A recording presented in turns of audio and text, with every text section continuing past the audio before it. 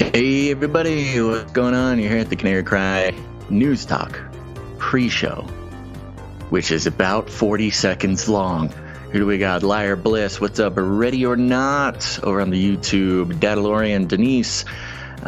Denise Winterbottom there, putting on the meetup, I believe, in New Braunfels. So go check that out. We got Lucky Luciano, Martin, Psalm 40.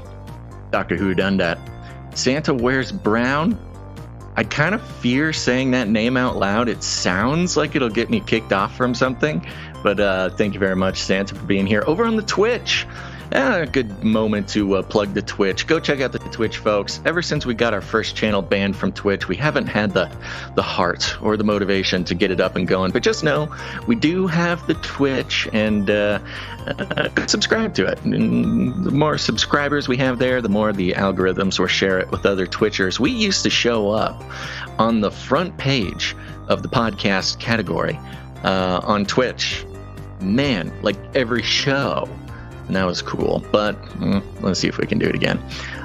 Sir Dylan out of the Wailing Avian in the house. Okay, let's see. Who do we got over here on the Rumble? Once again, Rumblers not being a little quiet over there. Oh, it's probably because I haven't sent out the text message. I'm going to do that right now for those who are on our text message alert system. You will receive a text message soon. That's how a lot of people know the show's getting started. And if you want to be a part of the network of text message alerts, you can go ahead and text the word Canary, not start, not hello, Canary, to 877-740-3226. 877-740-3226, and we'll send you just a little note before every show gets going, just to remind you. Don't worry, we don't take any names. We take zero identification information. So we're just sort of sending out that text into the void that is our list of phone numbers. But that's how you know that we're not going to rent out your phone numbers to any campaigns or whatever. Because it is completely useless to those who would like to use it for nefarious purposes. But it's useful to you, because then you know when we're going live. So there you go. Canary, 877-740-3226. And with that, folks, thank you to everybody who's left ratings and reviews on Apple Podcasts. We're trying to get that ball rolling again. We got a nice chunk of ratings and reviews come in over the weekend. Remember to screenshot your review and send it to canarycrysupplydrop@gmail.com. canarycrysupplydrop@gmail.com to get entered into getting free gifts for leaving your rating and review. There's a number of you who left or updated your rating and review and did not send it in, so you should do that. You might get cool stuff. And for the rest of you, please consider leaving us a rating and a review on Apple Podcasts or maybe Audible, if that's your thing. And then email a screenshot of it and get cool stuff. canarycrysupplydrop@gmail.com. Okay, let's get the show going. Whee!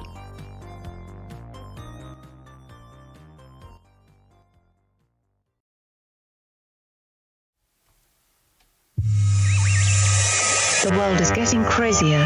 People are acting more and more insane. The end of the world is tomorrow. Tomorrow. There's only one thing to do when the world is falling apart. Listen to Basil and Gonz as they discuss this week's news and events through the lens of Bible prophecy. You are listening to Canary Cry News Talk. You're listening to Canary Cry News Talk. Today is October 9th, 2023.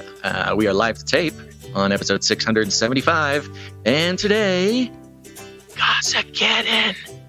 And signing on from off the grid, Razzle Dazzle, I'm your best buddy Basil, and you are not crazy.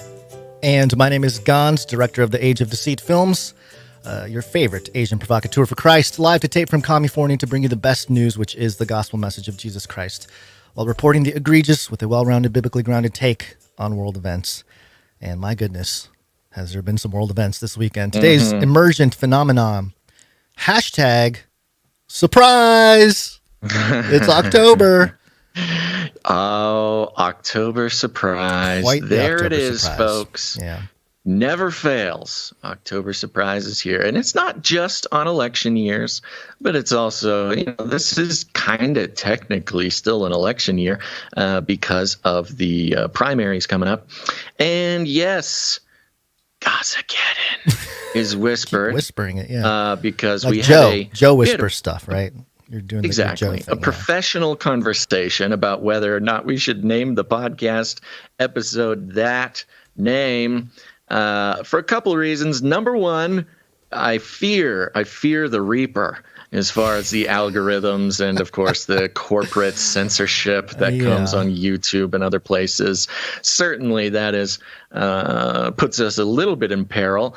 And a piece of evidence to that is that when you searched the term GAZAGEDDON, nothing popped up. Barely anything. Yeah, I was really like surprised, actually. It kind of rolls off the tongue. It's a great portmanteau. Yeah, 2013 or something. Like there's nothing there, which is a little bit of a sign that perhaps there has already been a culling of media that has used the name. So we'll see if it works. Of course, we are not trying to trivialize or belittle the situation. It is simply a catchy portmanteau that we think accurately describes some aspects of what happened and is what to come. Yeah. Gons, you won the argument. Well, it wasn't an argument. The discussion. It was a discussion. Yeah, we were going to maybe change the title. You got the robots in on it. Yeah, well, leverage the AI here. I asked ChatGPT what it thought of GAZAGEDDON. I should make it a quieter GAZAGEDDON. And they said the GAZAGEDDON is a portmanteau that appears to blend Gaza, referring to the Gaza Strip. We know that, and Armageddon. So it's telling us what we already know. Using such a term could be seen as insensitive or trivializing. The issues surrounding Gaza involve real people, real lives, and serious geopolitical ramifications. I agree with all those things. Thank you, Robot, for telling us that. Combining it with Armageddon might suggest a catastrophic event, but can also trivialize the ongoing hardships and challenges faced by the people living there. Again, sure. But no, it truly is kind of happening. We're not trivializing it because as Bible-believing prophetic fans of what is written, Armageddon is very serious. It's a very serious topic. That is not a trivial topic for us. That is a very serious topic mixed with a very serious geopolitical location, especially in current events. And as far as Prime Minister Netanyahu is concerned, GAZAGEDDON is on the way. I mean, that's just reporting in the news, folks. Right. As we record this, they're talking about the whole, I think it was like 100,000 plus troops on the ground starting tonight. So it's all going down. It may already be happening as we record this. As with any term related to sensitive topics, especially those involving human suffering or political tension, it's essential to approach its use with care and awareness of the potential implications and perceptions. Indeed. For many, the use of such a term might seem dismissive of the gravity of the situation in Gaza. And sure, yeah, I mean, I can see how that happened. What do you know, Robot? Yeah, I thought it was going to tell us how they already did a harvesting of the word on social media, and so you shouldn't use it. That's the kind of input I was hoping for, but instead I just got berated by the machine. So this whole mini segment here at the top of the show is part of the disclaimer to the YouTubers and the people who are just looking for a reason to ban us again. This is us explaining that we are taking it very seriously.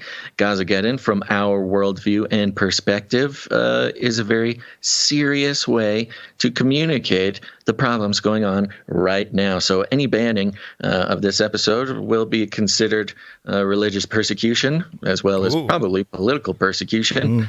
And we just really would prefer that you didn't ban this episode. Thank you. Thank you. Appreciate it. Thank you. Disclaimer. Thank you. And Yeah, here's the real disclaimer. It's time for a disclaimer. Now listen up, YouTube. That's right. And just for all the content moderators and censorship managers out there, be they robots or humans, everything you hear on this show comes directly from the mainstream corporate news media. We do not claim to be experts on healthcare, geopolitics, military strategy, corporate law, or the moral and ethical implications of any of these topics, nor do we implicitly or explicitly support or subscribe to any sources or narratives containing misinformation, disinformation, or malinformation, as defined by the Department of Homeland Security. We're good boys. All right, YouTube, we're good boys. That's right, we're good boys. And here is the much, I don't know, questionable part of the show called The Rundown. Oh, look, here's Basil. Let me bring you up to speed. Of course, we are starting out with the Canary Cry breakdown of the entire situation. We've got timelines, we've got angles that you won't hear anywhere else, and you'll have connections between what's going on over the weekend and long-term trends and forces that we've been tracking for a long time. I think you'll be surprised at some of the things that are revealed there, yes, regarding the Middle East. Then we'll be checking in with Flippy, a new industrial / war fighting robot, depending whose hands it gets put into, or perhaps whose hands get caught in the crossfire. We'll be checking in with Russia and their preparations and comparing them to our measly preparations, and what these who's really operating under some psychological warfare. Is it Russia or is it the United States? We'll find out. And then we'll have a breakdown on the new educational phenomenon over there in the UK, where you can get a master's degree in magic and the occult. A nice breakdown there. I think you'll be surprised as to where the funding and the roots of that master's program comes down from. It might just be in your freezer. And then at the end of the show, we will be examining Beast Fashion, one of our favorite segments of the show, where we put our aesthetic genius to use and see what the future beast system will look like as far as what is adorning the human body. But first, Guns, our undeniably leading story. And you shall hear wars and rumors of wars. It's got to be biblical. PSYOPs. And as I have been saying all along, Joe Biden was right. Armageddon's on the way. Man, he's prophetic. Being right, it's amazing. Okay, so over the weekend, the internet exploded. I think my phone, I picked it up in the morning. It was like burning hot. I'm like, what's going on? It was the whole Israel situation, and it's a complicated issue. It's one of these things where there's so much history, thousands of years of history, let alone 100+ years of intelligence operations that we may never know about. You have scripture, you have a lot of interpretations that are tied in to what's happening in Israel, obviously, because it's sort of the ground zero for the eschaton, the biblical eschaton. And obviously we have our current geopolitical talking points. And then there's messier topics about ethnicities and genetics, and you get into that stuff, and it makes it even more of a confusing topic. And a lot of it is semantics. How we define Israel is a big reason we can't have proper conversations, especially people that are part of part of a group that peddles certain interpretations of what's going on in Israel and just uses Israel, the word Israel in the Old Testament, and just, I would say irresponsibly, but maybe that's too harsh of a word, to the modern nation state, and making things, justifiable for what's happening now and things like that. So I don't want to get into too much of that, because that's a lot of personal opinion. Obviously, everything we talk about here is shaded by my opinion, Basil's opinion. But we've certainly gone through all those twists and turns it's been many years. times in the past. Yeah. Not that we want to leave anybody out of the, the background of our thoughts on the thing, but I think they will come through. Right. Okay. So I shared a lot of this over the weekend on X, Twitter, whatever it's called. A lot of it surrounding Genesis 12, verse 3, when it talks about, those who bless Abraham will be blessed. And, it's a sort of a common phrase or common passage used to justify all in for geopolitical contemporary nation state, Israel. But, just to get things going, I want to start off with not to scare anybody, okay? Because this is, again, we're just reporting on what we're seeing out there. Leading report on X, Twitter, had this to say, I guess last night, October 8th, breaking: Hamas allegedly has terror cells in the United States after entering the country via the southern border, which, ties into the whole border crisis happening in our country right now, creating a fear of terrorist attacks in big cities over the next 14 months. So, just to get the spirit of fear really out there. It's not just what's going on in Israel. Obviously, protests and stuff broke out across the country over this issue, or at least that's what the media is telling us. I'm sure there are pockets of things happening here and there. We have footage from like Washington and New York and things like that. But I think that's part of the programming here, is to really heighten the sense of fear, uncertainty in the United States, in the homeland, America here. And just a comment, we've been following the FBI's actions recently, talking about counterterrorism and how terrorists, they're Antifa, but they're also MAGA. They're people who, misinformation, disinformation, malinformation was considered terrorism by the DOJ. And with the headlines talking about Hamas terror cells in the U.S., which, is possible. I mean, we've kind of heard that stuff before, but it is a much bigger topic now due to the immigration crisis. Another great opportunity to over budget for counterterrorism. And, with the guise of the public opinion that it's to catch Hamas, when in reality we've seen lots of sort of political moves as far as the FBI is concerned and who they actually go after. When was the last time you heard of the FBI taking down an ISIS terror cell or this or that? They're busy. They're busy here at home. They don't have time for all that. It hasn't happened in quite some time. All they do is take down MAGA people, maybe sometimes Antifa guy, and then of course there's the sort of unfortunate revelations that the FBI is sort of, again, either implanting or carrying these things out or entrapping or whatever, convincing Americans to carry out acts of terror. But getting everybody all hyped up on the fact that there might be, Middle Eastern terrorists in the U.S. is a great way to up their funding. Doesn't that feed MAGA to a certain extent? Like the exact enemy profile that you would want. You don't want necessarily your American liberal. Yeah, they're a little woke and crazy, but you don't necessarily want, physical conflict with them. But those other guys, those guys, we can really. It's kind of a throwback. It is a throwback. When in 2016. And a lot of people, they kind of didn't take note of this, but we did on the show. Of course, nowadays, you think of Russia, you're like, oh, yes, of course, obvious threat. But in 2016, Russia was our friend. They were we didn't have any ongoing problems with Russia. In fact, Hillary Clinton was like visiting Russia. People were having a good time. We had peace with Russia. And then, of course, 2016 came around and suddenly, out of the blue, out of nowhere, was this return to sort of Cold War fear of Russia. Of course, this is due to Trump. So, comment is like kind of a throwback, kind of a weird retro thing. It's a throwback, but also I was a little disappointed in sort of the truth community, a conservative. There's been a lot of people who have risen to stardom in the last few years, kind of jumping on the MAGA train and being a strong voice for conservatives and things like that. And I was very disappointed to see a lot of them be like, murder those. It's like, whoa, hey, chill out. Right. You guys are just really buying into the neocon language it's the or establishment. Sentiment. It's establishment Republicans are all about anti-Russia, which is hilarious.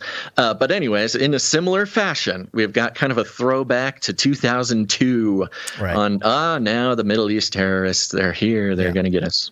So, okay, we're going to start somewhere probably unexpected, but you'll understand why I am starting here. You don't know what you're looking at. What's driving that thing? It's not a space alien. Aliens. It's unidentified. Aliens. Well, specifically UFOs. Do you remember back a few months ago, Basil, everyone was freaking out about the Chinese spy balloon, like February, January? Of course, is only the most important story. So back in February, this was published on the MediaLine.org. The headline here, Israel can defend against UFOs like those shot down over North America, experts say. And it's just a little puff piece on the Iron Dome. Despite the mysterious circumstances surrounding the UFOs, Israeli defense tech experts believe that Israel will be able to defend itself against any similar airspace incursion. Quote, Israel has a very effective multi-layered aerial defense system, and we've already demonstrated our capability of detecting even close to stealth UAVs that Iran operated from Syria. End quote. Tal Inbar, a senior research fellow at the Missile Defense Advocacy Alliance, told the MediaLine, quote, it can happen perhaps even in our airspace, he acknowledged. Israel having a much smaller territory than the U.S. makes things significantly easier for an aerial defense perspective, he added. Okay, so the Iron Dome, when was the last time anything like this happened? What was it, 25 years ago or something like that? It's been a couple decades. And the whole thing with the Iron Dome, we send a lot of money, we send a lot of weapons. It's like proto-Ukraine, right? We've been sending money and weapons to Israel for a long time. Of course, given the situation now, Netanyahu's asking to replenish the Iron Dome.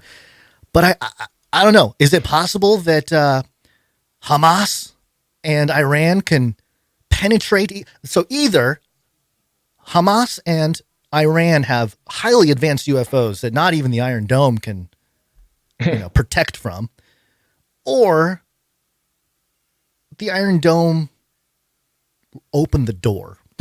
I'll just say that. Well, that's kind of part of the part of the weird conversation here is, the Iron Dome seems to have either malfunctioned or been turned off, or of course some will say now that it was just overwhelmed with the amount of rockets. A lot of talk about this now because it's the issue. It's sort of like, okay, why? And if you kind of think about Jan 6 and how that all unfolded, I mean, if we're talking about a similar tactic, it's like they probably knew stuff was going down, but they just kind of let it happen. It benefits Netanyahu. His political stuff is kind of messy right now in Israel. So it kind of distracts from all that. It kind of unites the country. And obviously, as we'll see, they're calling it the 9/11 level event here. So, sorry, did you have something else on the... Well, I mean, it's just kind of strange because earlier on in the reporting over the weekend, there was talk about how the Iron Dome was disabled, how it was turned off or, whatever, was having some maintenance. And, now I go back and I try to look for those articles, and it's bringing me to articles from May 10th, 2023, how Israel's Iron Dome air defense system disowned. It's talking about Hamas rockets. And this is back in May, and it's talking about how more than 3,000 rockets were fired at Israel, and 650 of them struck targets. So, but earlier in the weekend, there was all this kind of hullabaloo about how the Iron Dome didn't work. So I don't know. It's a little bit of a shaky bit of the reporting in this case. Yeah. Well, it happened. And of course, immediately, Newsweek, our favorite intel news agency, had this headline, Hamas attack on Israel, truly a 9/11 event, former NATO commander. It didn't take long to make the reference. Obviously, any kind of tragedy, maybe the first headline on the 9/11. 9/11 is sort of brought 9/11 gets that American urgency going. Yeah. Tap into the mass trauma. Is very effective. It is the ultimate trigger, for and also, people old enough to remember. Yeah, and especially if you're, in a certain community of people who question official stories and narratives about events, calling something a 9/11 event has a little bit of a different connotation, which actually kind of, again, rings. It just rings. It rings with this one. Yeah. You'll see why, too, as we get into some of the ways the media is reporting on the reporting of the event. Reporting on the reporting. Quick, just to put it on the record here, in case somebody is new to the show, what we do is we analyze the media. So everything we're talking about is kind of from a media perspective. We're not necessarily here to convince you of our personal views per se.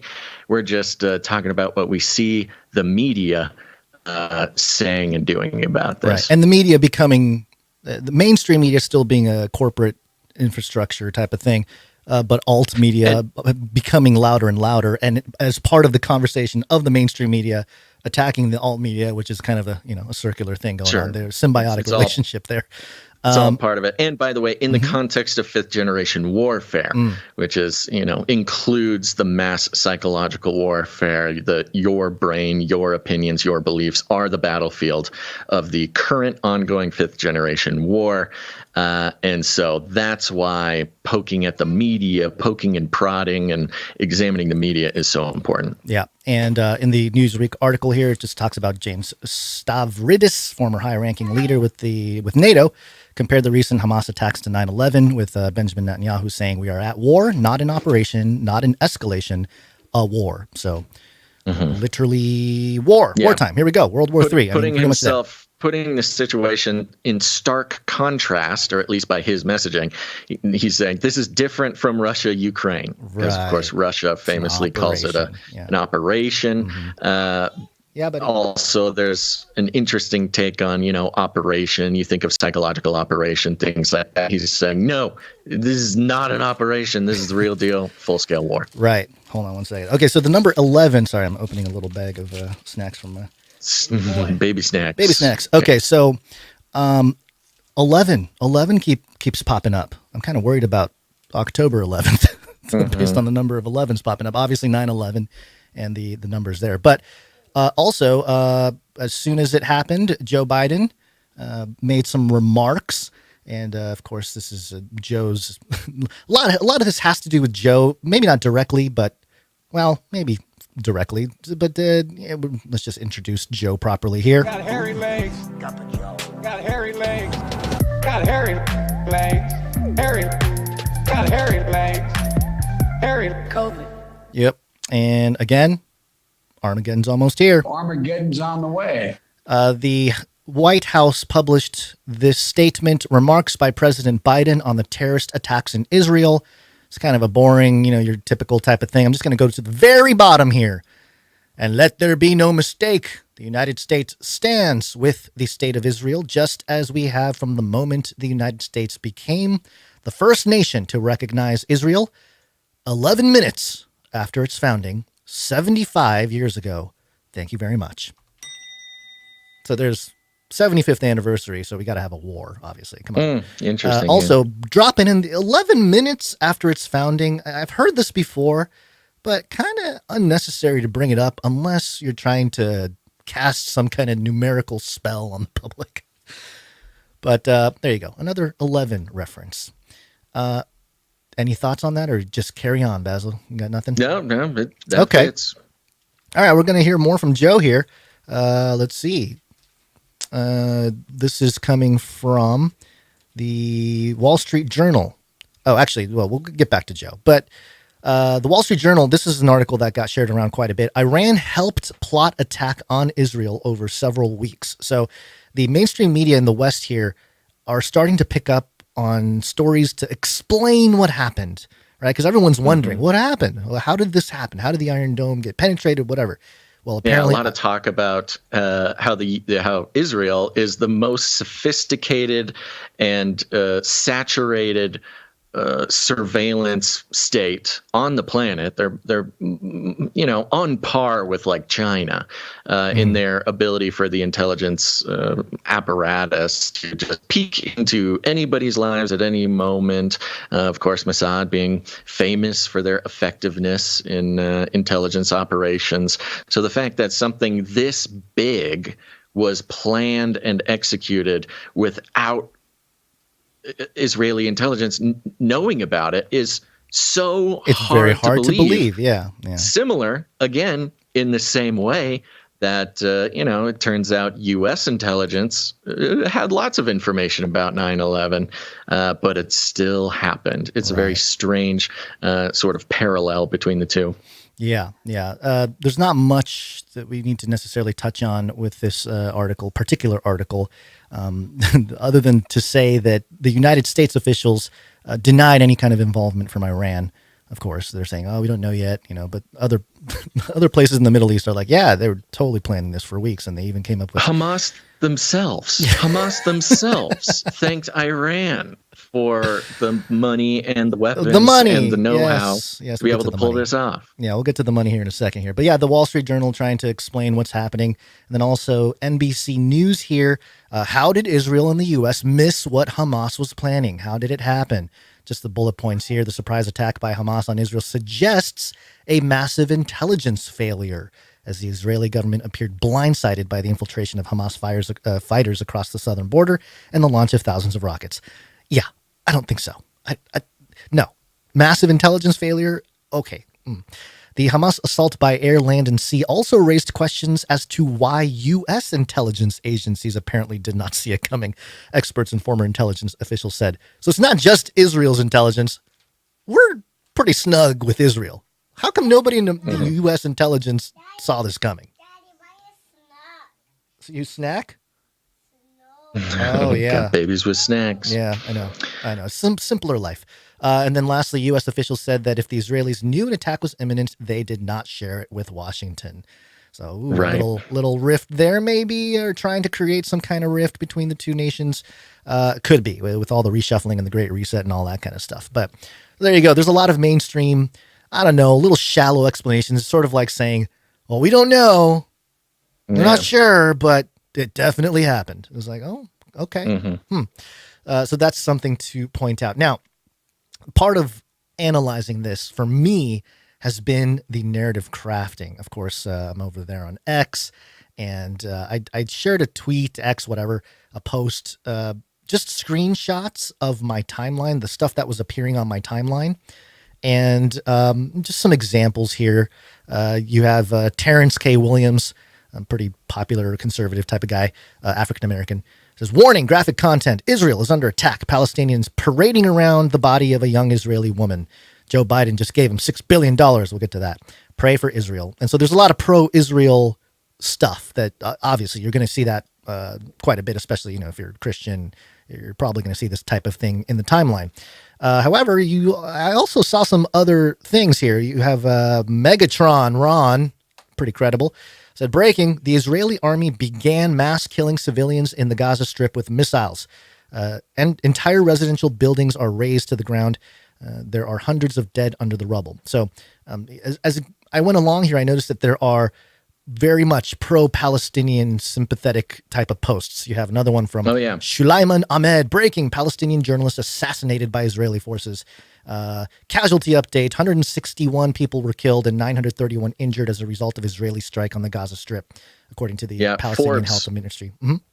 Forbes famously had to delete a post on X today because they had made a post linking to their article, and it was titled, Hamas threatens to execute Israeli civilian hostages for unprompted attacks on Gaza. Oh, boy.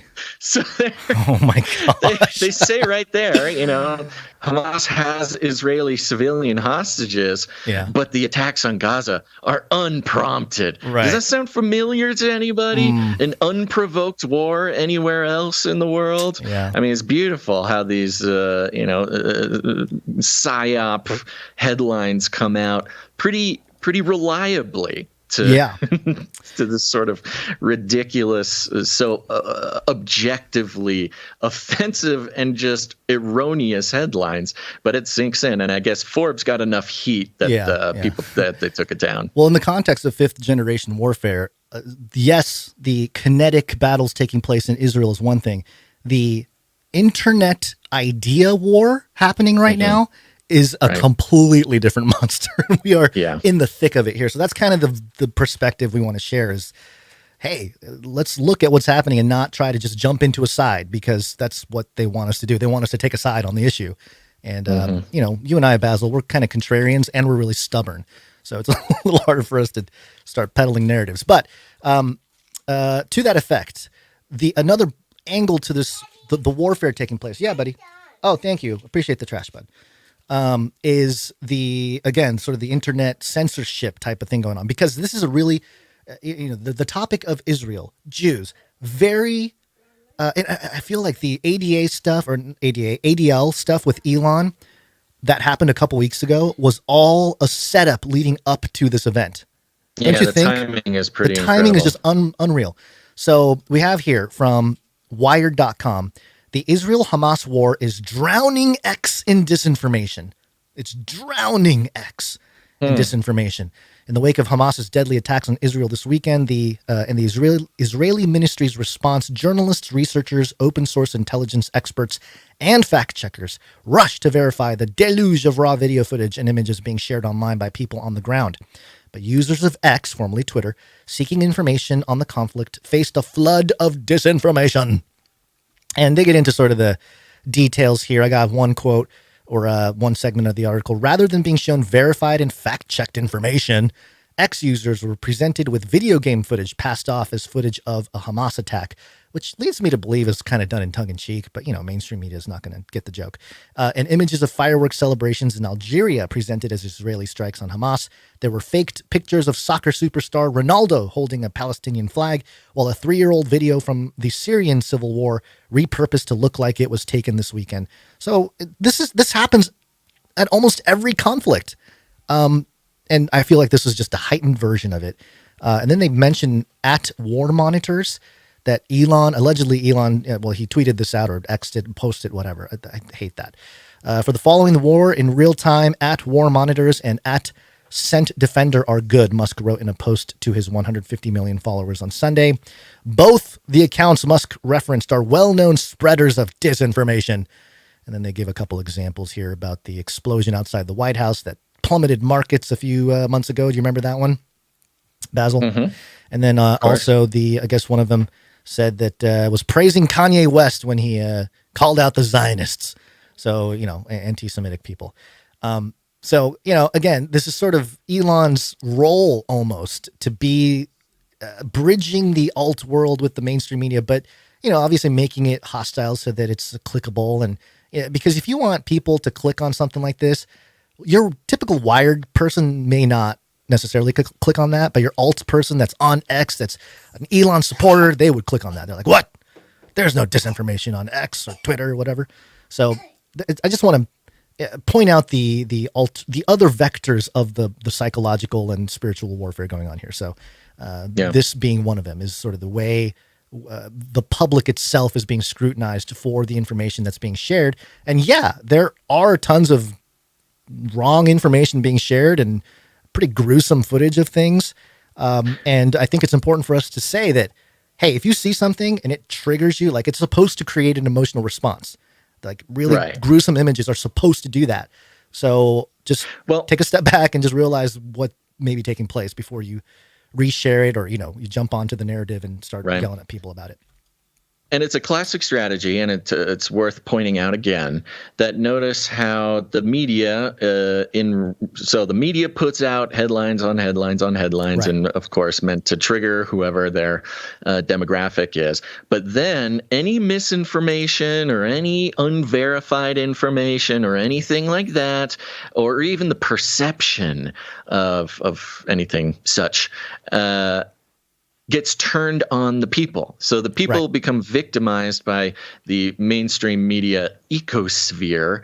And then when the people get involved and start speaking what their thoughts are, that's when the media turns around and blames the people for, anything incorrect or anything insensitive or whatever. So it's a very, very fine-tuned mechanism where the media triggers the people, activates the people into, talking about stuff, and then turns around and blames the people for anything. Well, for anything. That's just it. They get blamed for anything. For anything, right. Yeah. So, very much part of another step in convincing the population to not trust themselves. That's a big part of the fifth generation warfare is to demoralize the public, keep them underinformed, and then demoralize them and blame them for anything that the establishment doesn't quite endorse or appreciate. Yep. Let's get into a little bit of a loose timeline here. This is not everything, obviously. We can't cover everything. Again, thousands of years of history, religious texts, religious things. But this is sort of the money trail. This is one angle. Yeah, this is a one thread. Pretty good timeline of one of the perspectives that you can look at the situation from. Thanks, Joe. Here we go. First off, the New York Times. Pentagon sends U.S. arms stored in Israel to Ukraine. This was published back in, I believe, January. Yeah, the January of 2023. And so this is just the setup leading up to what's happening here. Again, headline. The U.S., just so we don't have to read through this stuff, but the U.S. is keeping a gigantic, and has been for quite some time, building up a gigantic stockpile of weapons and ammunition in Israel, which is sort of a forward positioning for weapons and ammunition. In the case that the U.S. had to put boots on the ground, then we already have a bunch of stuff over there. And if we don't use it, the agreement was that then Israel can have access to it after a number of events are sort of triggered. So we had a big old pile of stuff, and it's for us to use if we need to be there, and it's for Israel to use if we don't need it. And then follow up June 2023 from Newsweek: Israel worries U.S. weapons for Ukraine are ending up in Iran's hands. So we've been following a couple aspects of this. Number one, the U.S. stockpiles in Israel get sent to Ukraine. And then, as is sort of famously happening in Ukraine, a lot of these weapons are just sort of disappearing. And the media has reported it's showing up in Africa right next to the Niger coup, but also that a lot of these weapons in Ukraine are ending up in Iran's hands, which is relevant because Iran is a known supporter and backer and funder and sugar daddy of Hamas. So in theory, some of the weapons from the U.S. stockpiles in Israel were taken from Israel and sent to Iran via Ukraine, which is very cool. Oh, dude, it's like the whole sarcasm. Don't ban me. Yeah. It's the H. Have you heard of H-Anon? Joe Biden's secret thing. They're What's saying Joe's doing a 7D chess to take down the enemy. He's using our own weapons. Who's the enemy? The American people? The American taxpayer? It's unclear, but it's, Okay. So to piggyback on that, so this Newsweek article headline, Israel worries U.S. weapons for Ukraine are ending up in Iran's hands. So kind of hinting at the idea, right? Iran, like you said, obviously assistant of Hamas. The Middle East Monitor, I don't know much about this outlet, but this outlet had a little bit more of an explicit reporting of this story around the same time, June of 2023. Israel, U.S. arms left in Afghanistan reach Gaza. So you got your Ukrainian weapons going to Iran, and then you got the weapons that were left in Afghanistan reaching Gaza. So of course. It's all going in one direction, Basil. There's a black hole somewhere over there in Israel.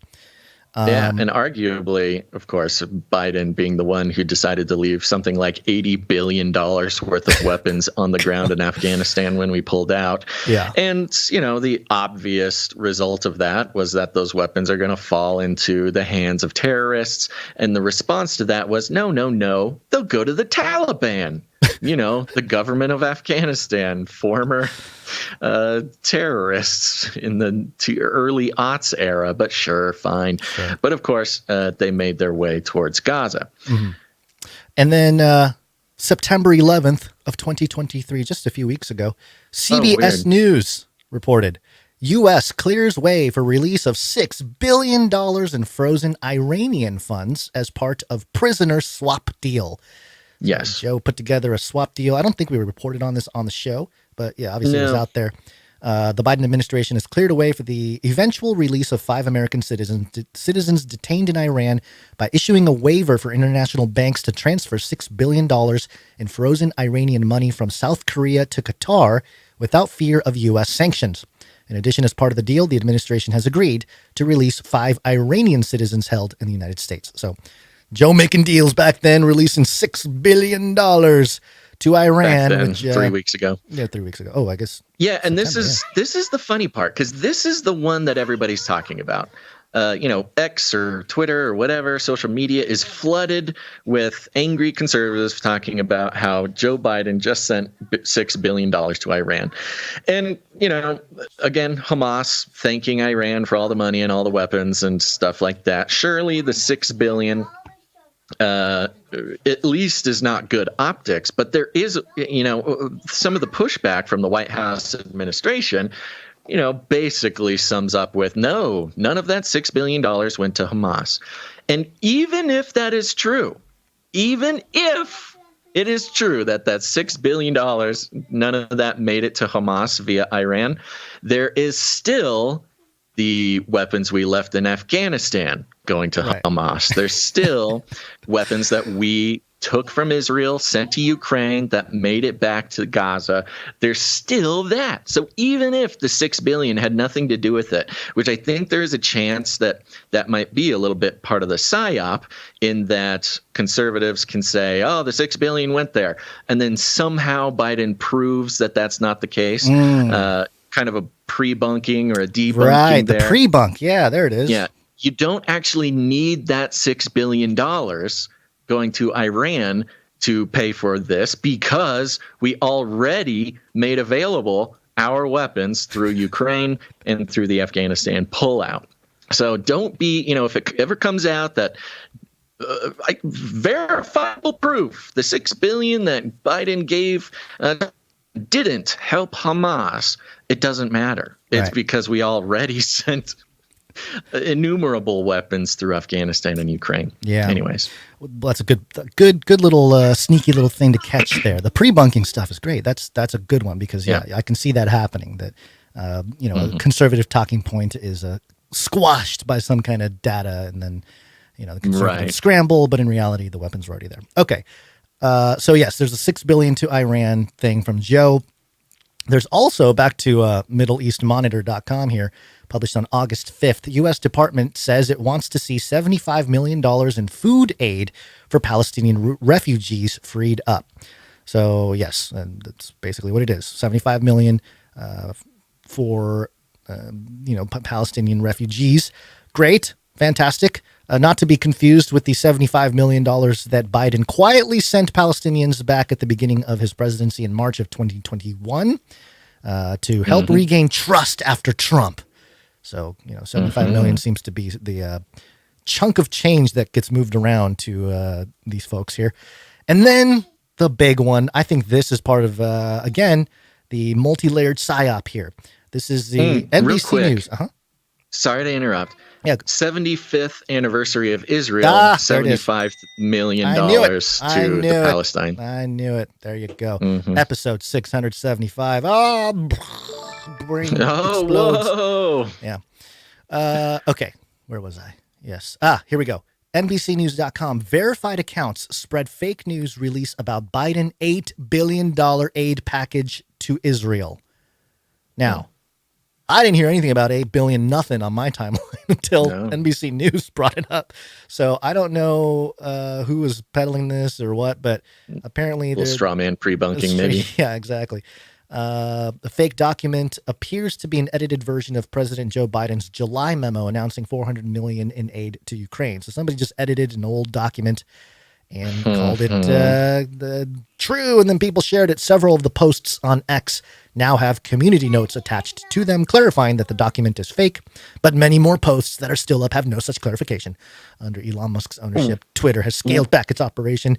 What would be the purpose of that? What would be the purpose of forging a document that says we gave $8 billion to Israel? We are always giving billions to Israel. Like, that's not even changing the real facts of anything. We send them billions of dollars every year. Yes.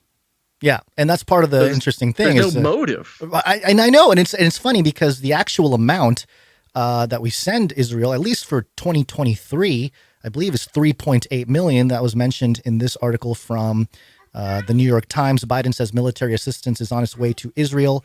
And yes, more guns, because Netanyahu asked specifically for more assistance on the Iron Dome there. So apparently, and that's just documented. Yeah, that's just the document. Right. That's already in the pipeline. The United States already provides Israel more than $3 billion in military assistance every year.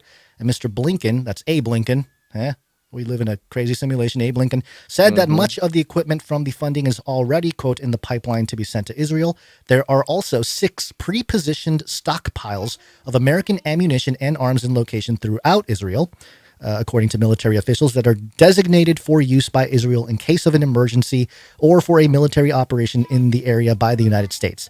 The 6 stockpiles include a total of about $2 billion in material, and both countries would have to sign off on their use. And what do you think? I think it's going to happen. But there you go. There's a little bit more of the way the news is sort of reporting on the finances and how the alt media is responding to it. And certainly there's criticisms to be had there, of course, but it's almost too easy. It's almost too easy. It feels like a teardown of the Democrat Party in a certain way as well. It's kind of an interesting. I don't want to go too deep into it, but sure. It's the pro-Palestinian people that are out there, cheering and rallying and stuff like that. Very interesting because China, the CCP, are very much pro-Palestine because it helps them geopolitically to have, to help Muslims in foreign land based on their propaganda. Their Israel, basically, right? And then it's sort of their proxy in the Middle East. It helps the Belt and Road a lot more if if they have a 2-state solution there. So. They're obviously going to be in that camp.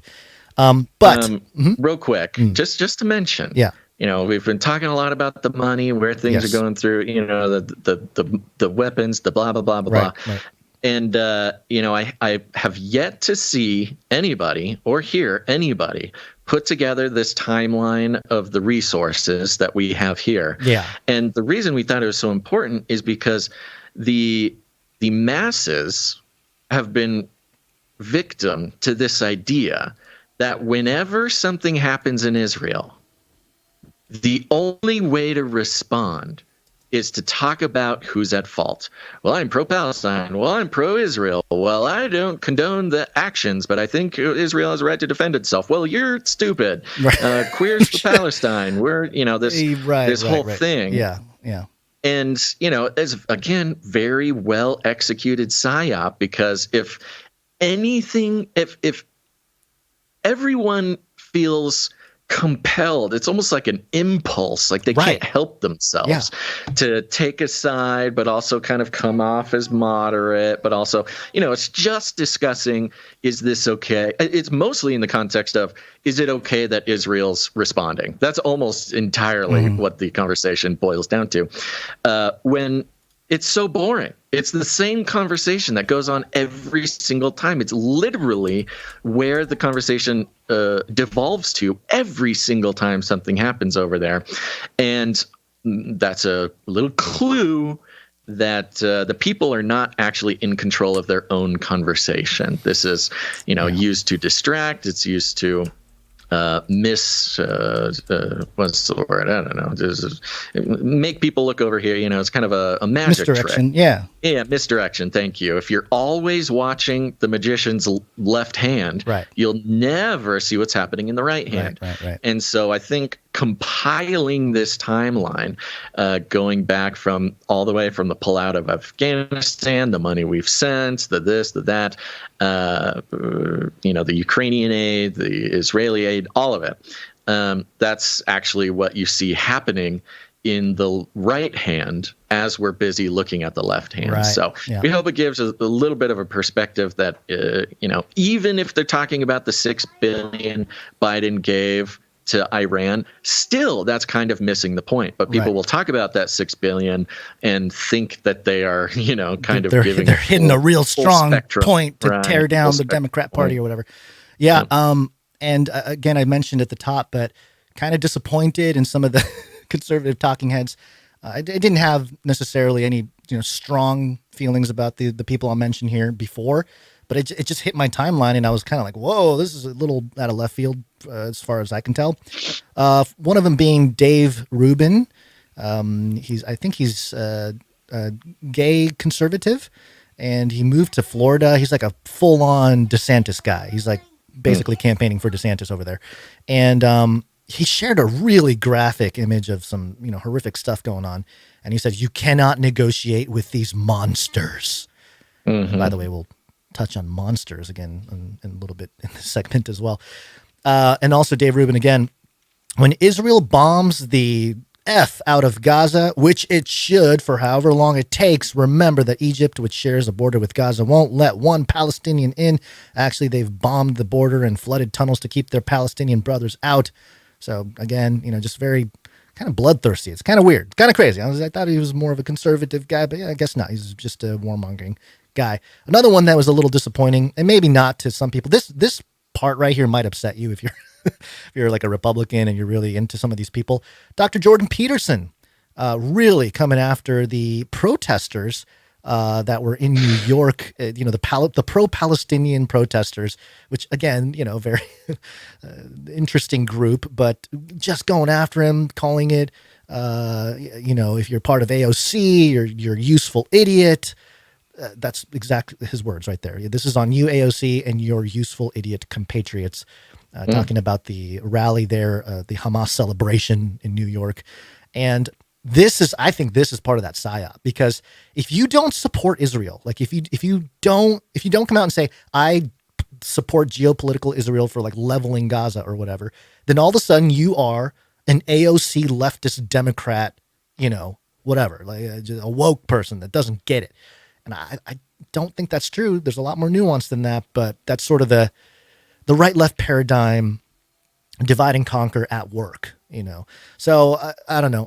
Maybe some people agree with Jordan, and there's certainly a level to which I agree with his statement here, but also I don't know, to get that political is a little bit kind of but it makes sense. He was pulled into the Daily Wire. You got to follow the money a little bit. But Nikki Haley, this doesn't surprise me that much, but here's her words to Netanyahu. And I'll say this to Prime Minister Netanyahu, finish them. Finish them. Hamas did this. Iran's behind it. Finish them. They should have hell to pay for what they've just done. We don't know when our next 9/11 is going to happen. If ever there was a time that America needs to understand the difference between good and evil and right and wrong, yes. It's now. Yes, it is a moral prerogative. You are wrong morally if you are not for the violent takeover of the Strip. To not kill all of the people there. Yeah, my brain just I don't get it. I don't understand. I mean, I do get it, but it's just pretty egregious to me. It kind of connects. This whole thing connects quite a bit to what we've seen in the broader context of immigration happening in Europe and the U.S., which is when a location, becomes war torn, usually quote unquote unprovoked, as far as the media is concerned. It opens up immigration, and it's the prerogative to let people in, especially if they're from a conflict zone. Right. So you can look at it from the angle of, hey, well, there's a lot of Gazayins, a lot of Palestinians that are going to need a place to go. And on the other side, it's morally wrong to not give them sanctuary, right, either in Europe or wherever. And then, then take a look at the headlines that say Hamas is operating terror cells in the U.S. Right. I did have this link here to BB sharing some just video of buildings blowing up. No text, nothing, just the video of buildings blowing up, which is great. Prime Minister Netanyahu, thank you. And then, it's not all politicians that are evil, I guess. There's some people making sense. Of course, Representative Ron Paul, I don't know when this was from. It's from a while ago. Obviously, it's kind of grainy video footage. But here's Ron Paul talking about the origins of Hamas. What's happening in the Middle East, and in particular with Gaza right now, we have some moral responsibility for both sides in a way, because we provide help and funding for both Arab nations and Israel. And so we definitely have a moral responsibility, and especially now today, the weapons being used to kill so many Palestinians are American weapons, and American funds essentially are being used for this. But there's a political liability, which I think is something that we fail to look at because too often there's so much blowback from our intervention in areas that we shouldn't be involved in. You know, Hamas, if you look at the history, you'll find out that Hamas was encouraged and really started by Israel because they wanted Hamas to counteract Yasser Arafat. And you said, well, yeah, that was better then and served its purpose, but we didn't want Hamas to do this. So then we as Americans say, well, we have such a good system, we're going to impose this on the world. We're going to invade Iraq and teach people how to be Democrats. We want free elections. So we encourage the Palestinians to have a free election. They do, and they elect Hamas. So we first indirectly and directly through Israel help establish Hamas. Then we have election. Then Hamas becomes dominant, so we have to kill them. You know, it just doesn't make sense. Tale as old as time. Seriously, right? Nothing new under the sun. Yeah. But it's incredible to hear clips of Ron Paul from the past and just to have it be completely relevant to what's happening today. So, right. Yeah, nothing new under the sun. Okay, just some other sort of angles to this. There's so many things, so many levels to this. One of them being the BlackRock conversation. Of course, BlackRock, we've covered BlackRock. It became, you know, it's funny how BlackRock became like almost as egregious as the World Economic Forum in the last like year and a half or something. Everyone's talking about how bad BlackRock is and how they're trying to take over and stuff like that. It's very interesting. Well, again, going back to the fifth generational warfare from the book, you know, much of fifth generation warfare is fought by corporations. It's not just a nation state war. And we saw BlackRock get the contracts to rebuild a completely rebelized Ukraine. Mm-hmm. Of course, there's some fishy business going on when it comes to BlackRock's encouragement in the rebelization of Ukraine. I just don't have any of that in front of me, but I'll just leave that there. Yeah. And they're talking about reconstruction before they even blew stuff up. They're like, yeah, it's going to be great. We're going to rebuild this whole thing. But there's buildings here. Yeah, we'll just level them. They'll just be gone. Exactly. People need to leave. So there's also the economic bit of this. Right. So BlackRock, I think some of the numbers I've seen, they manage about 11 trillion in assets worldwide. I'm not sure if that's an exact number. It's probably a moving target there, but definitely over 10 trillion. They manage something like 11 trillion. Like 11 trillion in dollars in assets. They have stuff in China, but they also have headquarters in Israel, and it seems like their Israel ties are pretty strong here. They have a building, BlackRock Investment Management UK Limited, on 22 Rothschild Boulevard in Tel Aviv, Basil. Rothschild Boulevard. Cool. BlackRock. Cool. And cool. If you go to their website, they have a whole thing, BlackRock in Israel, how they're there to free people and give them financial security. So there you go, BlackRock. I'm not going to say that I know for sure. I really don't. But could there be a rebuild Gaza plan? There must be.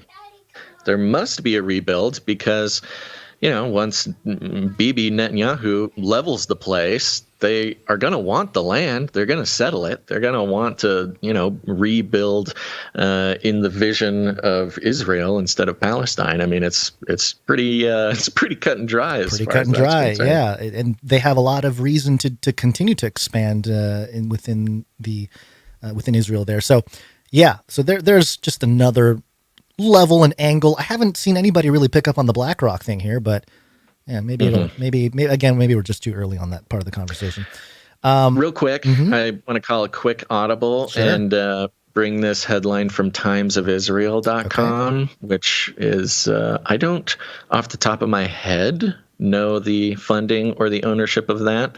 Their website is a little janky, but there it is. Yeah, it's kind of like a Daily Mail of Israel or something. That's the kind of, vibe. Yeah. But this is making the rounds on X. Egypt intelligence official says Israel ignored repeated warning signs of something big. Cairo official says Israel focused on West Bank instead of Gaza. Egypt's spy chief said to warn prime minister of terrible operation. Netanyahu's office denies. So Egyptian intelligence is claiming that they gave Israel a warning about this, and that they ignored it. Again, another sort of parallel or reflection of 9/11, and another sort of suspicious angle or a suspicious data point as far as, how, and this is what you want to, this is where thankfully, Gons, after decades of training and doing this, our mind goes there pretty quick. But, there's still a significant portion of people where their mind doesn't go here immediately, which is, what does Israel have to gain from this happening? How does this benefit Israel? And I know that's sort of a horrible thing to think about, a horrible thing to say out loud in public. But it's the right question. If you are focused, if you are focused on big historical shift moments and never letting a good crisis go to waste, how does Bibi Netanyahu get to at least take advantage of the situation for his own gain and for the gain of Israel? I mean, it's more or less, as we've seen, a wonderful opportunity for him to claim all-out war on Gaza, and talking about sparing no expense. Nothing is off the table. This is it. This is our moment. Perhaps they avoid the ramifications from the public all over the world, and they go ahead and just level the whole thing and settle it with Israeli settlers, and the whole Palestine-Israel thing just is a faint memory down the road. Yeah, entirely possible. And, yes, buddy. He gets to look, at least he gets to look strong coming out with a strong response to the thing. Yeah, and part of it, there's been a lot of political turmoil in Israel, people protesting Netanyahu and all that. So all of that stuff comes to an end right now. Everyone's inside, lockdown, all that stuff. So you can't really protest the government now because they're representing you in this conflict. Okay, back to UFOs. I know we started with UFOs. We're going to round back to UFOs real quick. Bring it around. Yep. And then we'll finish up with Trump here. But the Jerusalem Post, which, by the way, I have not been able to visit the Jerusalem Post today at all. Like, every single one of their links is dead. You have to go to the archive. Yes, buddy. You're taller than me? Wow, that's a tall baby. Wow. The headline. This has been an ongoing conversation all day. Who's taller, you or your baby? Yeah. Yes. He stands on chairs, and yes. Journalists predict UFO truth to surface soon, revealing stunning secrets. This was published back in. It says October 3rd. Yeah, so just a few days ago. So Jerusalem Post talking about how within a year, they quote this Australian author, sort of a UFO reporter, author guy, Ross Coulthart. And basically he says that within a year, a lot of the secret stuff is going to come out, and it's going to be crazy and blah, blah, blah, blah, blah. Why is this? Why do I even bring this up? Well, again, the technologies that may result from these types of conflicts might have something to do with all the UFO disclosure stuff that's been taking place. I don't know for sure, but don't listen to me. Listen to Trump. We'll get to Trump in a second. But before we get to Donald, we'll touch on Tom DeLonge here for a moment. Well, and the whole UFO thing fits into this because of at least the narrative that the UFOs show up in times of war. They want to bring peace. They're the only answer to peace on Earth. Is the aliens coming down telling us that we're, their pets or something, and that we should stop fighting. It's always been done in this context of war, basically. Yeah. So takes it a step further. Did you ever listen to Blink 182, Basil, growing up? I had no choice. Yeah. Small things. Yeah. So Tom DeLonge, got into UFOs, started his To the Stars Academy. It changed from like a band to like an actual organization or something a few years ago. I saw a Medium post of somebody, it's officially over. The music is dead or whatever. They were like very upset that Tom DeLonge went this direction. But this organization, To the Stars Academy, is to teach the public about UFOs and aliens and all this kind of stuff. And the people that are on his board at To the Stars Academy include Elizondo. Remember we talked about Elizondo a couple episodes ago? Jim Semivan, who's a senior intelligence member of the CIA. Hello? Why is a senior intelligence member of the CIA part of your board? Dr. Hal Puthoff, a physicist known for his research in quantum physics and remote viewing. Steve Justice, former program director for advanced systems from Lockheed Martin Skunk Works, so sort of the independent underground shop for Lockheed Martin, and Chris Mellon, former Deputy Assistant Secretary of Defense for Intelligence for 2 administrations, and early Congressional Board Staff Director for the Senate Select Committee on Intelligence. So top-level guys that are part of this. And, of course, Tom DeLonge releases this 38-second video. I will not play the audio, but it's basically like a little kind of music video type of thing where Tom DeLonge and a crew of his people are in a little Humvee, and they're bursting through onto a military base, and there's a UFO, and hey, we're gonna get the UFO, man. We're gonna take down the man. We're gonna release the technologies, bro. Check it out. So yeah, fun stuff, fun propaganda to happen right before all the Israel stuff. And just to top it off and to put the connection, connect the dots. Here's Trump, Donald Trump, at his rally last night, Cedar Rapids, Iowa. When he said this. We are closer to World War III than we've ever been, and I'm the only one that will prevent World War III. I'm telling you, we are closer to World War III. And that won't be a war with army tanks going back and forth here. That will be a war with weaponry, the likes of which this world has never seen before. I know it. I know it better than anybody. And these are weapons. You'll need God. That's true. He said God. Well, thank you. What is that guy saying at the end? I think he brought up something about God or defeat Satan or something. But he mentions the technologies, how it's not going to be fought with tanks and stuff. Technologies the world has never seen. We've seen nukes, so he can't be talking about nukes. What is he talking about? Right. Weapons that the world has never seen. Is he talking about psychological weaponry, lasers? Here's the thing. There are some people who believe Trump is the man of sin, or at least trying to be set up as sort of the man of sin type of guy and bring peace, right? He's going to create peace in the Middle East. And that's often been one of the interpretations of biblical prophecy, is that he brings peace, a peace deal.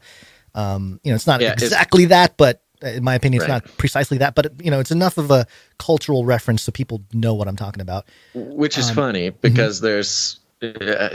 some people need to read their Bibles once in a while, right? Thinking, Trump brought peace, the Abraham Accords. Oh, he solved the Israel-Palestine crisis or whatever. He must be, Jesus's guy. It's like, right. That's not quite what it says in the Bible, but right. So, and so part of it, I'm thinking, okay, things have been obviously pretty crazy the last few years. What could really capture the attention of the world? Obviously, this war breaking out in Gaza, just because of the historical tensions, brought everybody out of the woodwork, and we're all experts on the Israeli war all of a sudden, right? But what really, because the alien thing in Mexico, some of the gold mining thieves, and a lot of the reporting, there's a lot of weird stuff going on. But what could really just like top it all off? And that is, I'm joking, but I'm also kind of serious, but sort of joking too, because the way this show is, Trump arriving in a UFO. Just okay. The reason why I say it is because I talked about the Del Shah writings or drawings from 100 years ago. There's a guy named Del Shah. He drew a bunch of pictures of airships that he allegedly saw before there were airplanes, and a lot of them are Trump mobiles. There's a lot of airships that have Trump's name on it. Again, just speculating here, but sure, could be a thing. Well, but even more. There's one to keep an eye out, folks. One to keep an eye on. Trump and a UFO. Stopping the war. But just back to a little bit more serious here. Timing is everything, isn't it not, Basil? You have RFK Jr. announcing his independent ticket, separating from the Democratic Party today. So he's making it official. And he is pretty pro-Israel. That was one of the things that I noticed about his whole thing. He's appealing to a lot of the conservatives with the vaccine stance, but then the Israel issue, he was super pro-Israel. So now he's moving away from the Democrat Party and running independent.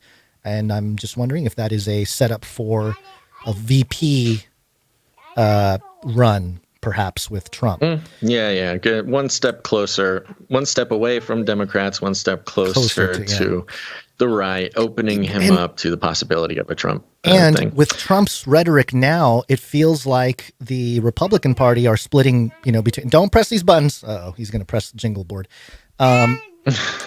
It's kind of being set up for a split in the Republican Party as well. You're sort of traditional neocons, and then you're MAGA, who are more, I guess to some extent, some are more anti-war, or at least, pro-Trump, meaning I'll stop the war type of thing. So anyway, a lot there. One thing I want to note just before we move on here is that, it's been interesting to watch all the different ways that Hamas carried out this attack. They're talking about it by air, land, and sea. You had paratroopers parachuting down. You had people swimming in from the beaches. There's talk of underground tunnels, but I don't know if that's quite the mainstream view.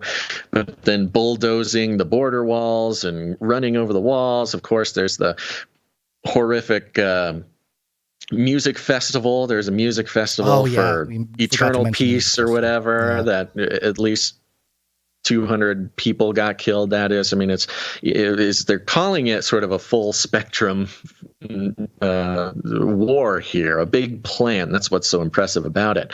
But you know what I haven't heard? I have not heard, and would not be strange if it weren't for the past 2 years in Ukraine. I have not heard any talk of Hamas using drones. No drones with C4, none of that. It's very strange that there's drones through the Ukraine war have proven themselves to be cheap and effective, easy to use, minimal training, and very effective at hitting their targets. I've not seen, at least in the mainstream, any talk of Hamas using drones, which I'm very skeptical of. I think perhaps there's a detail that's overlooked. I don't know. It's just very strange. Yeah. So keep a lookout for that. If anybody sees any talk of drones, please send it in to us. Yep. And, just to kind of put a bow on it, part of research that Chris White has done, and I think there hasn't really been anybody to tear down his whole research, or at least his sort of study of certain eschatological passages and things, especially pertaining to the man of sin and the son of perdition, the Antichrist figure. The notion that the scriptures, as far as I'm concerned, teaches that in the end times, the eschaton, there will be one that comes, John 5:43, that comes in his own name. They rejected Jesus, right? The Jewish authorities rejected Jesus, but there will be one that comes in his own name, and that they will accept them. And the view of the early church fathers, including Justin Martyr, Irenaeus, Hippolytus of Rome, John Chrysostom, Jerome, they all believe that the Antichrist was going to appear as the Jewish Messiah that Jesus was. So, and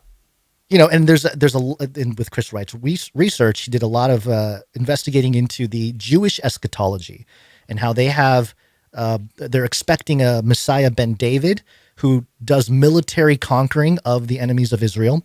And he is killed during that process, a mortal head wound, and he is sort of resurrected by Messiah ben Joseph. And Messiah ben Joseph is the one that, in the Bible, it's just crazy how the Messiah ben David, Messiah ben Joseph narrative from Jewish eschatology matches the first beast and second beast in the book of Revelation.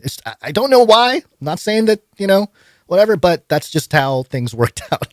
So very interesting research that's done. He also gets into the Islamic eschatology angle and how that plays into this whole thing.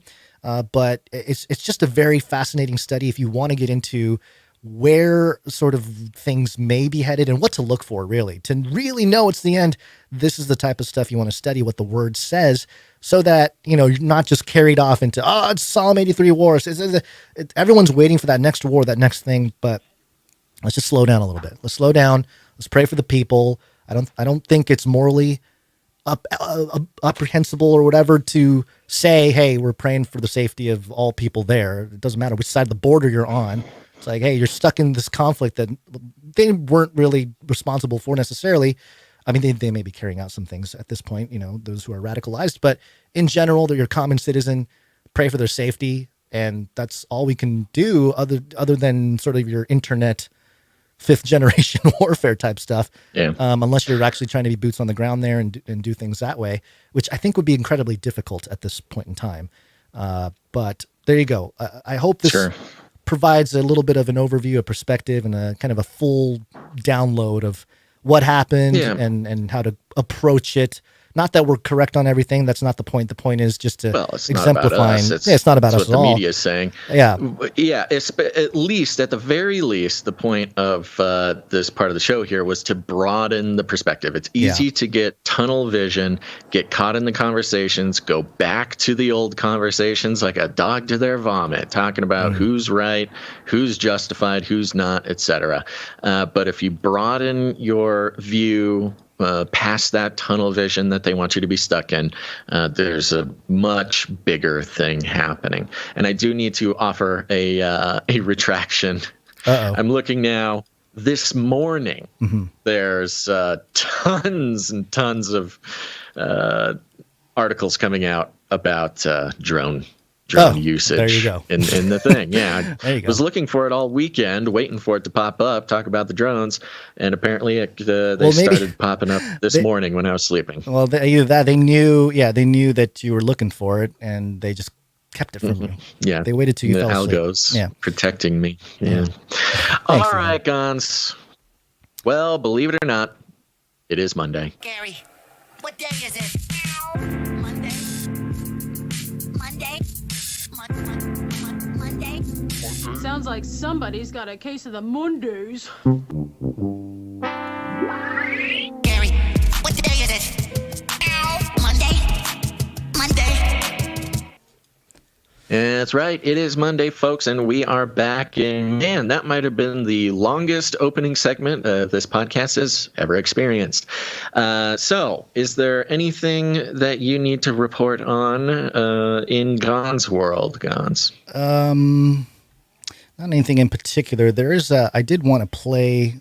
You sent me a little video that I enjoyed thoroughly, and I'd like to share that with everyone if possible. Hopefully I don't get a copyright strike here. Okay, good, because I don't remember the video I sent you. All right, well, here we go. This is on Instagram here.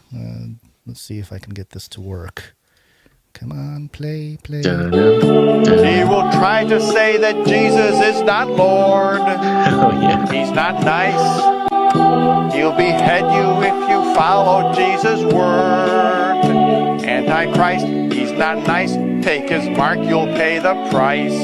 Antichrist, he's not nice. He will take away God's holy sacrifice. Oh, solo. Let's hear the lyrics. Please don't dread Armageddon. Have no fear, third eagle said. Please don't dread. Jesus said that he will stop the death and pain. Armageddon. Only New World Order scum will feel the flame.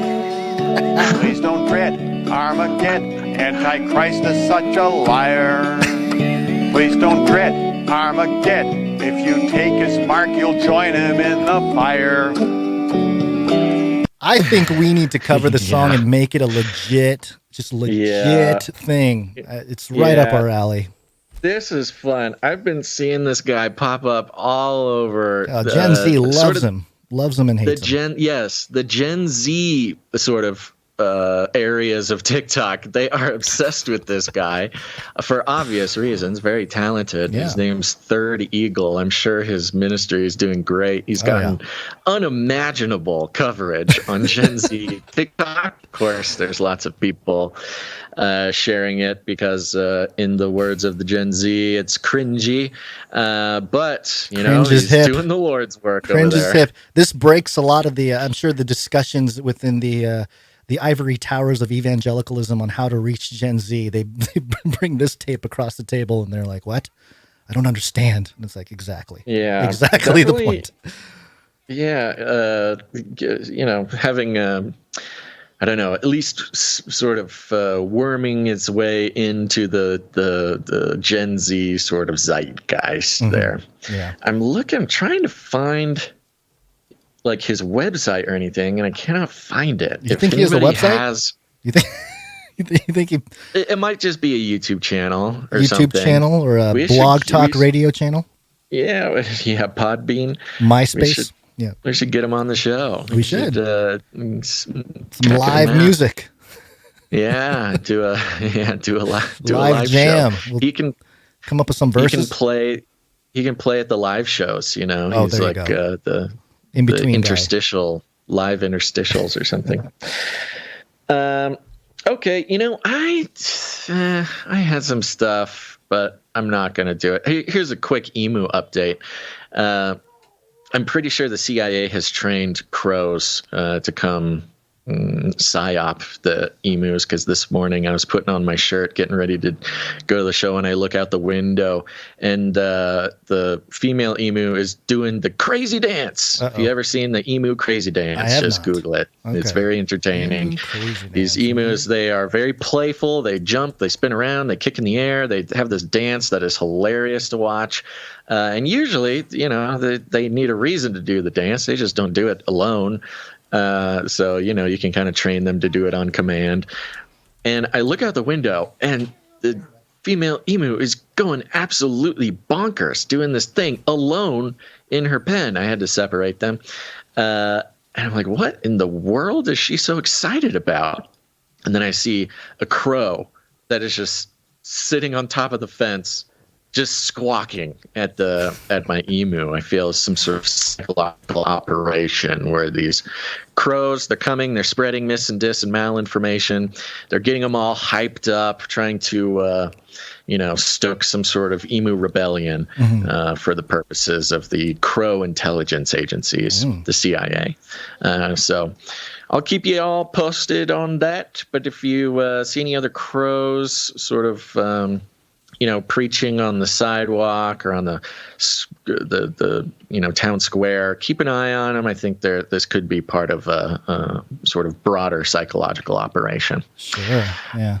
And with that, Gons, let's thank some executive producers. Let's do it. Executive producers.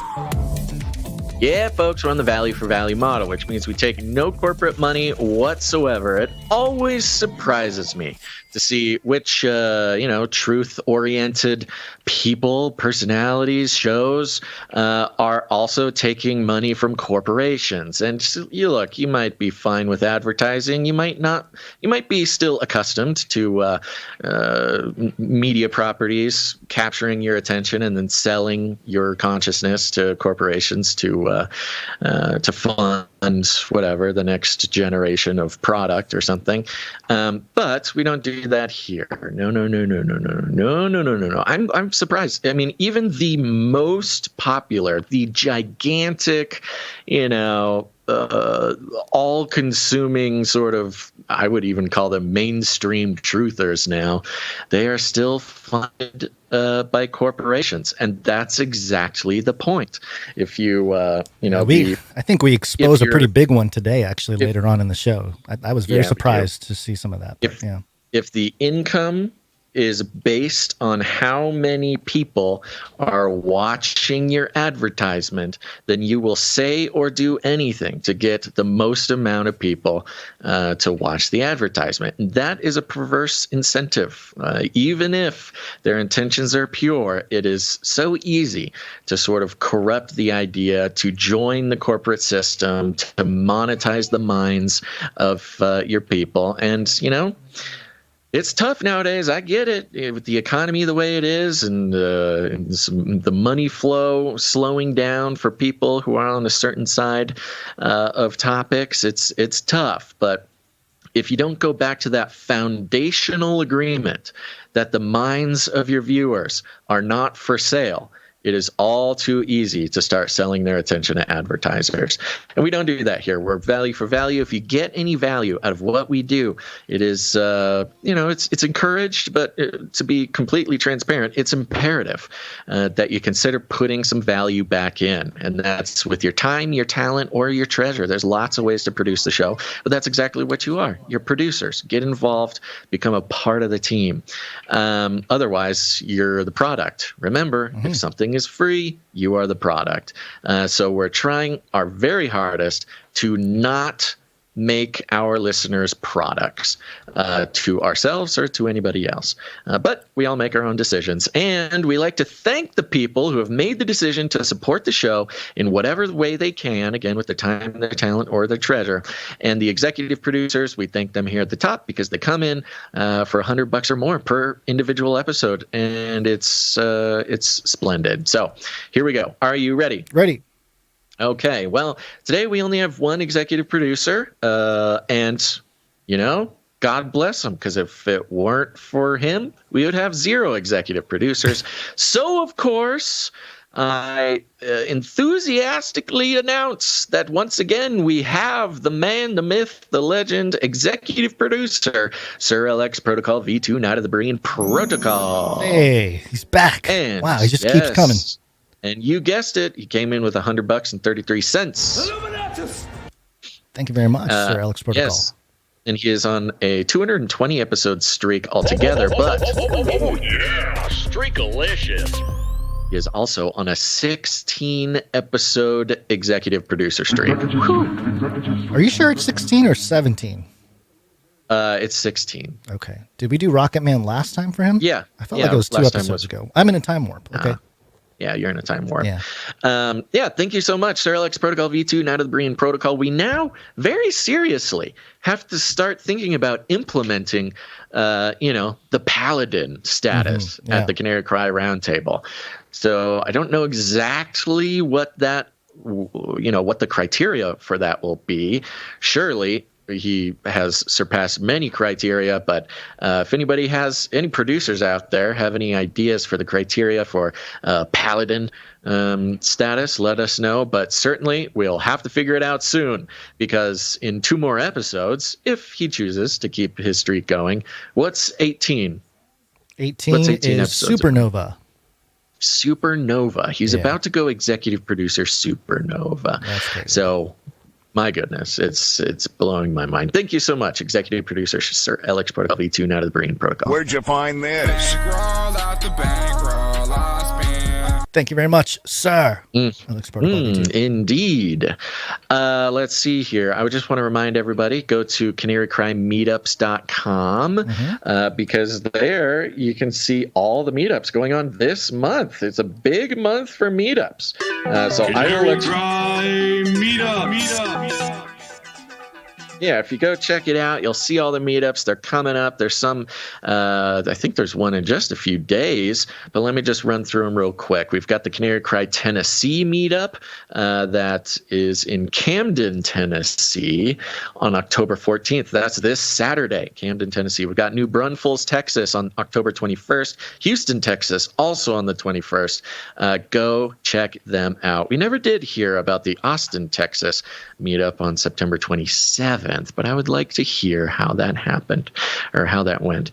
But there you go. Go to canarycrimeetups.com. If there's not one near you, put one on yourself. All you got to do is pick a time, pick a date, and send us an email. We'll put it on the show and tell people about it. It's very important in this day and age to not only build and maintain your community online, which is a wonderful tool. But if you're not finding people in your real life, in your area, that can be there when things happen in real life, that's not quite as good as having a group of friends online. The group of friends is very important online, but meeting people in your area is even more important, I would argue. So go check it out. And with that, Gons, I will query you.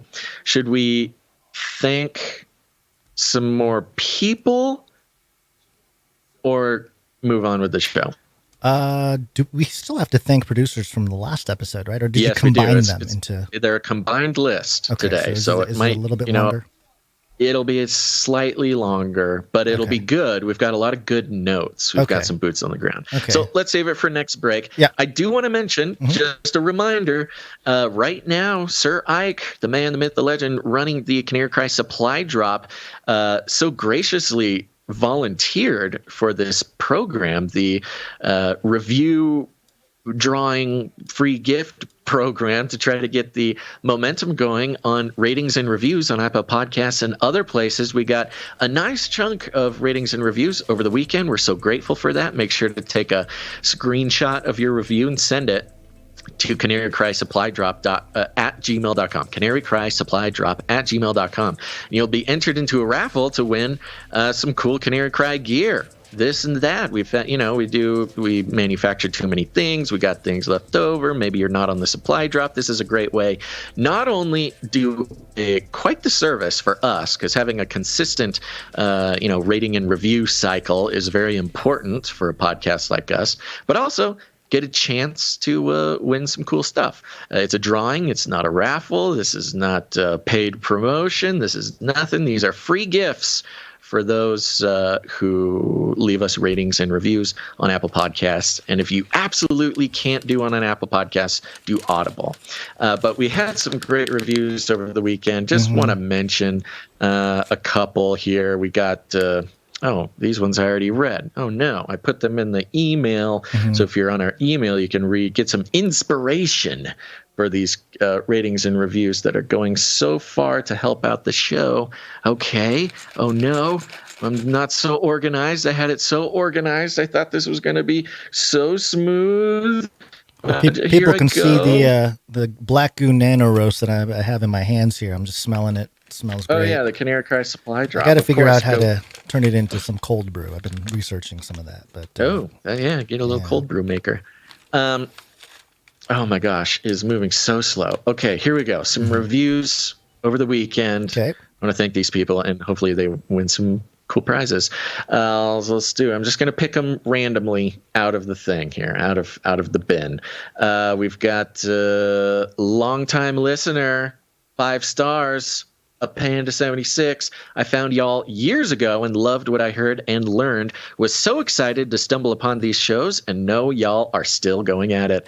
As I've reaffirmed my life in both Christianity and also comedy, it just couldn't be more perfect, informative, and uplifting in these weird times. I love it when somebody recognizes just our comedic genius, Guns. It's very important. We got here's one, 5 stars. When you need a reminder that you're not crazy. This is from Stefan. These guys will be there for you. Top tier news deconstruction from a Christian lens, family friendly, and will leave you in a better mood than before, unlike most news nowadays. Isn't that special? That's good. The family friendly thing is interesting. I've been broadening my scope of podcasts that I've been listening to recently because, on one hand, it's part of my job to kind of stay hooked into the podcastosphere, just to know what the conversations are, to help inform, how we should respond, things like that. The things other people are talking about, so we can, keep current. Sure. And man, oh man, there's a lot of shows that claim to be family friendly. They almost say like, "Hey, this is a family show," as like a punchline after they traumatize the innocent ears of young children. Dirty jokes or something. Yeah, it's not like this idea of a family friendly show. We take very seriously. I know. We put a lot of time and energy into making sure, because we've got parents who have kids. They want to expose their kids to, critical thinking and non-brainwash messages, stuff like this. And so we take it very seriously to stay family friendly, because we would hate to, repel responsible parents from teaching their kids these stuff. But I listen to so many of these, news-based podcasts where they just read a headline and then talk about it, which is annoying. We try to teach you, how to read a thing and, pick out what's true, what's not, or whatever. We're not just trying to entertain you or tell you what to think, but also teach you how to do it yourself. But then, man, family friendly. I am convinced that we are the absolutely most family friendly show like this after the shows I've been listening to recently. Well, so I know at the very least you and I have never done a full F-bomb or something really egregious. There's been moments where it's kind of questionable, but nothing outright. So I'm proud of us, Basil. We're adults. We recognize when we have to pull back on something, Yeah. But yeah, staying family friendly is a really important thing for us. So thank you for pointing that out. Any more reviews? Yeah, there's more. Let me just pick out one more. Which one should I do? Let me do this one. This is from Sounds. 5 stars. News before it's news. There we go. Basil and Gons are always scanning the web with prophetic insight that appears to guide them to the news you need to know in advance. I've been listening to both Canary Cry podcasts since the beginning. It appears I will be listening until the day of the Lord. Amen. I cannot stress enough how much groundbreaking info you will glean from this podcast. I recommend it even if you're not a Christian, because the news they bring is essential to the safety and future of your family and friends. Wow. I really like this one because we've mentioned it before, but we have a number of non-Christian listeners. Yeah.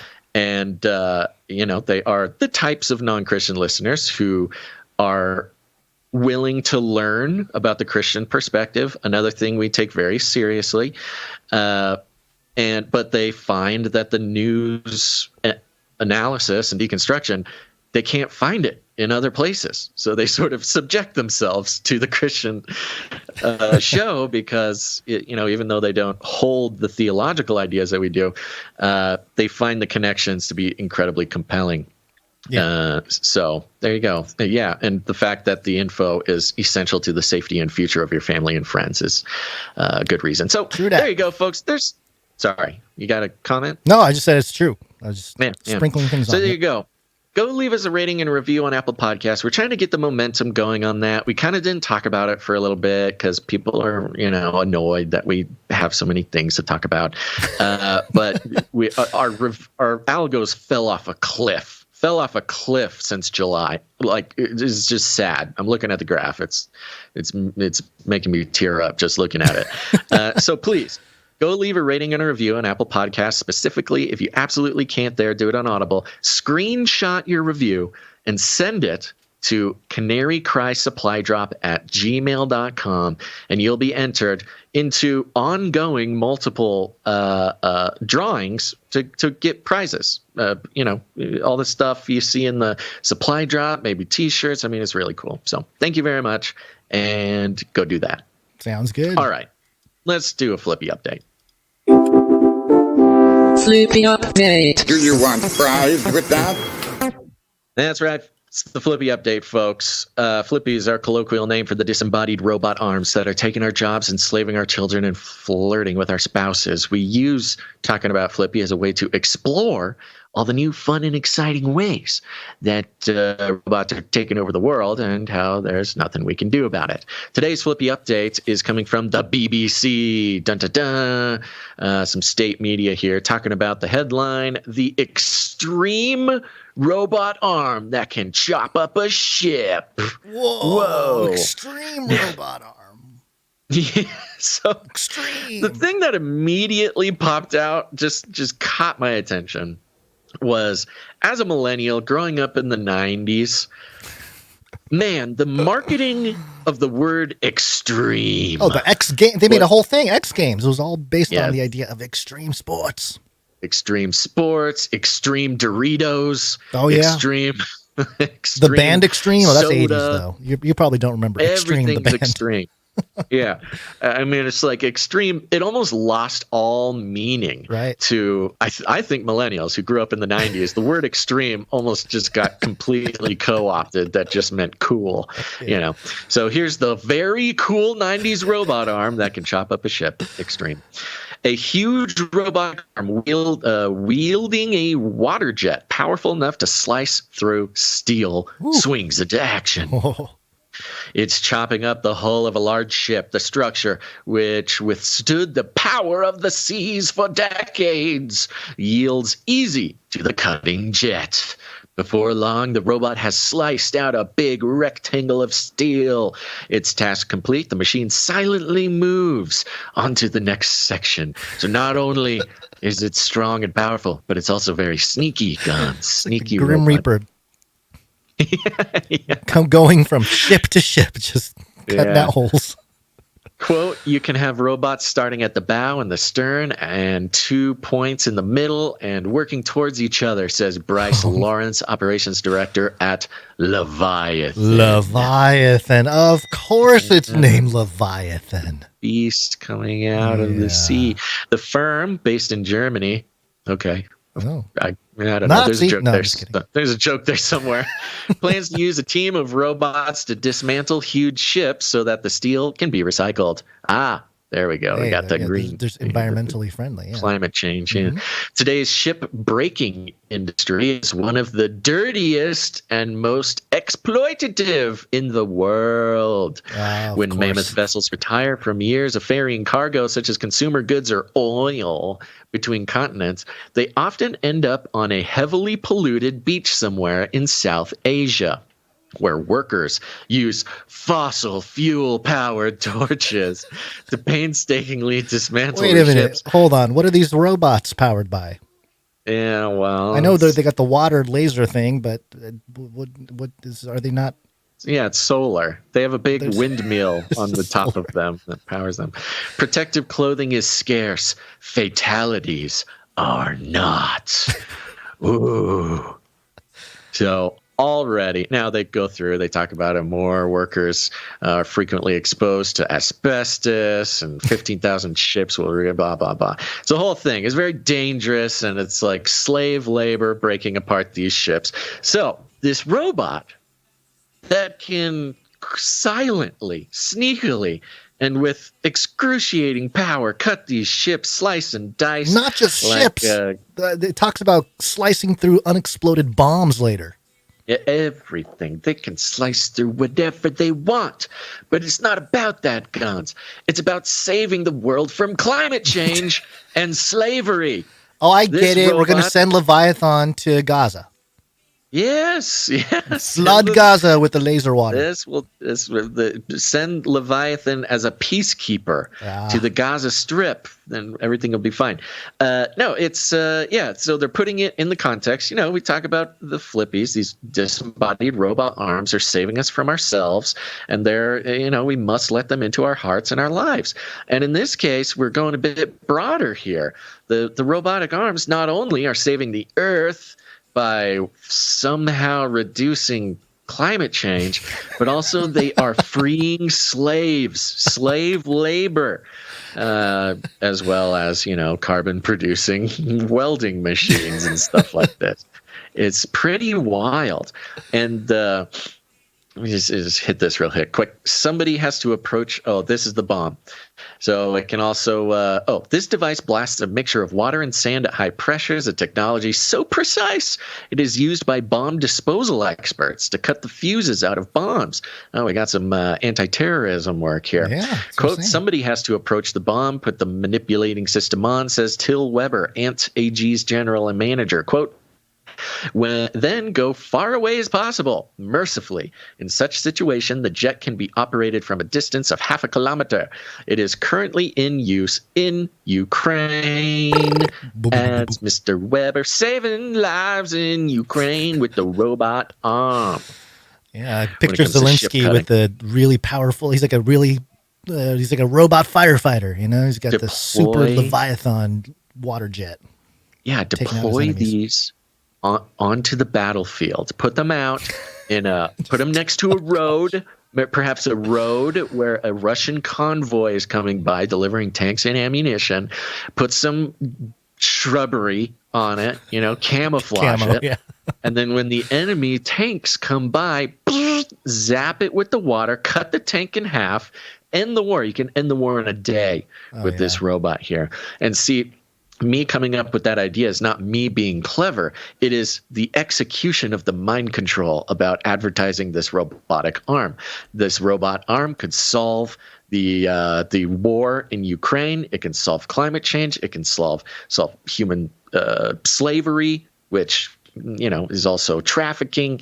This sort of all-powerful, godlike robotic arm, who is also sneaky, is the answer to the world's big problems. And that's kind of the big thing here. We've had robotic arms solve problems in manufacturing, solve problems in flipping burgers, solve problems in lonely elderly, solve problems in all sorts of stuff.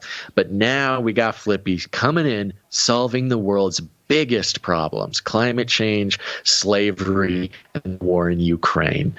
So keep a lookout for, a Leviathan robotic arm kind of marching through your city and just cutting down buildings at will, because he's doing it for a good reason. Okay, it's a good reason he's saving the world. When we started the Flippy updates several years ago, and somebody would have told me that, hey, there's going to be a gigantic robotic arm named Leviathan that chops up ships and solve climate change, I would have said, yeah, they're probably not going to name it Leviathan. It's kind of, I can picture the robot arm, but like a little on the nose. They're not going to call too it spot Leviathan. on, but yeah, they went with it. So there you go. No hiding. It's the revelation of the method. Yeah, that's right. Okay, so we'll keep an eye on Leviathan over there, chopping up stuff with sand and water. Okay, are you done with the Flippy? I'm done. That's your Flippy update for the day, folks. All right, we got we're gonna make up for something we were going to talk about last Friday. Russia. And this is coming from thesun.com. Wail of death, chilling moment, nuke incoming, sirens sound, and school kids wear gas masks as war drills, or in war drills as Putin readies Russians for World War III. Yeah, this came at the same time as our cell phone alert system last week, which feels like an eternity ago. Oh, dude, this last year, right? You're talking about last year? Yeah, no. Over the weekend, the world, went through a time warp, and suddenly now we're all worried about World War III in Iran and not Ukraine. Yeah. It feels like a throwback, but it's not. It just happened, and I think there's some interesting details here. Time is a dodecahedron inside of a sphere, so there you go. Sirens blared out across Russia today, and children don gas masks as part of a terrifying drill for an upcoming nuclear attack. Terrifying drill. I'm going to yell some certain points as you go through this article and comment on the whole thing later. Terrifying drill. They have photos here, and these gas masks that these students are wearing, there's like one picture of a gym. There's kids lined up. It looks like, I don't know, high schoolers. Yeah. They're straight up World War I gas masks, like hiding from the chlorine gas or something. They are the scariest looking gas masks I've ever seen. Straight out of Ant-Man or something. Emergency services wrapped up in hazmat suits, sure. And then they have like the picture of the chilling message that interrupted live broadcasts across the country. Chilling footage even shows school children being taught how to correctly don gas masks. Sirens and loudspeakers were sounded in all regions across Russia. 11 time zones. 11 just keeps popping up today, huh? It was Russia's first national civil defense exercise as Putin indoctrinates his people about the danger of the West triggering nuclear war. Indoctrinates his people. This drill on what to do about a nuclear bomb is indoctrinating them. This article itself is not indoctrinating the reader into thinking of a certain way, but Putin is always just indoctrinating. That's just what he does. He speaks, he's indoctrinating. A message-sounding declaration, quote, attention everyone, as a bone-chilling alarm. They keep saying bone-chilling alarm bellowed out. In cities and towns everywhere, emergency services gathered in hazmat suits to carry out protocol as part of Mad Vlad's sick exercise. Mad Vlad. What a sick exercise, teaching people how to protect themselves. Yeah, Mad Vlad. One group ran from a building with a dummy body on a stretcher accompanied by a pack of dogs. What is it? What? When I was in elementary school, we did these drills, right? Or maybe it was high school. I think it was high school. They did all these PSA, don't drink and drive type of stuff. And they, you come to school, there's a big car with the front just smashed in, like on the side of the on the walkway up the steps to the school. Yeah. You had people that quote unquote died, from the whole thing. They were absent that day. It's called like what was it called? It's called the every 15 minutes or something. I forget what it was called. Yeah, the drunk driving drills. And there was a whole thing, and that's what it reminds me of. But for the whole country. By the way, the picture of the mannequin getting carried on a stretcher, you go up. It's up there. It's a couple images the up. arms of the mannequin. The arms are fully extended up in the air, which is hilarious. But the pack of dogs. Oh yeah. The pack of dogs is 2 puppies on leashes being led by emergency services. The pack of dogs. Okay, keep going. Oh gosh, yes, I'm showing the ridiculous photo there of the men carrying the thing here. Where was I? Heavily armed and spiked doors also appeared to close off an underground bunker holding officials and Russian police. Chilling messages were splashed on TV screens as programs were interrupted. They read, "Attention everyone, there is a check of readiness of the warning system to the population. Please remain calm." Oh, the indoctrination is crazy. Horrible. The same wording boomed out from loudspeakers nationwide. Firefighters rushed to put out a blaze as ambulances and other teams worked around them during this surreal exercise. Workers wearing eerie hazmat suits. Why can't you just say they're hazmat suits? They have to use it's almost like they asked ChatGPT to use like every alliteration possible of like scary thing, and they just threw it in there.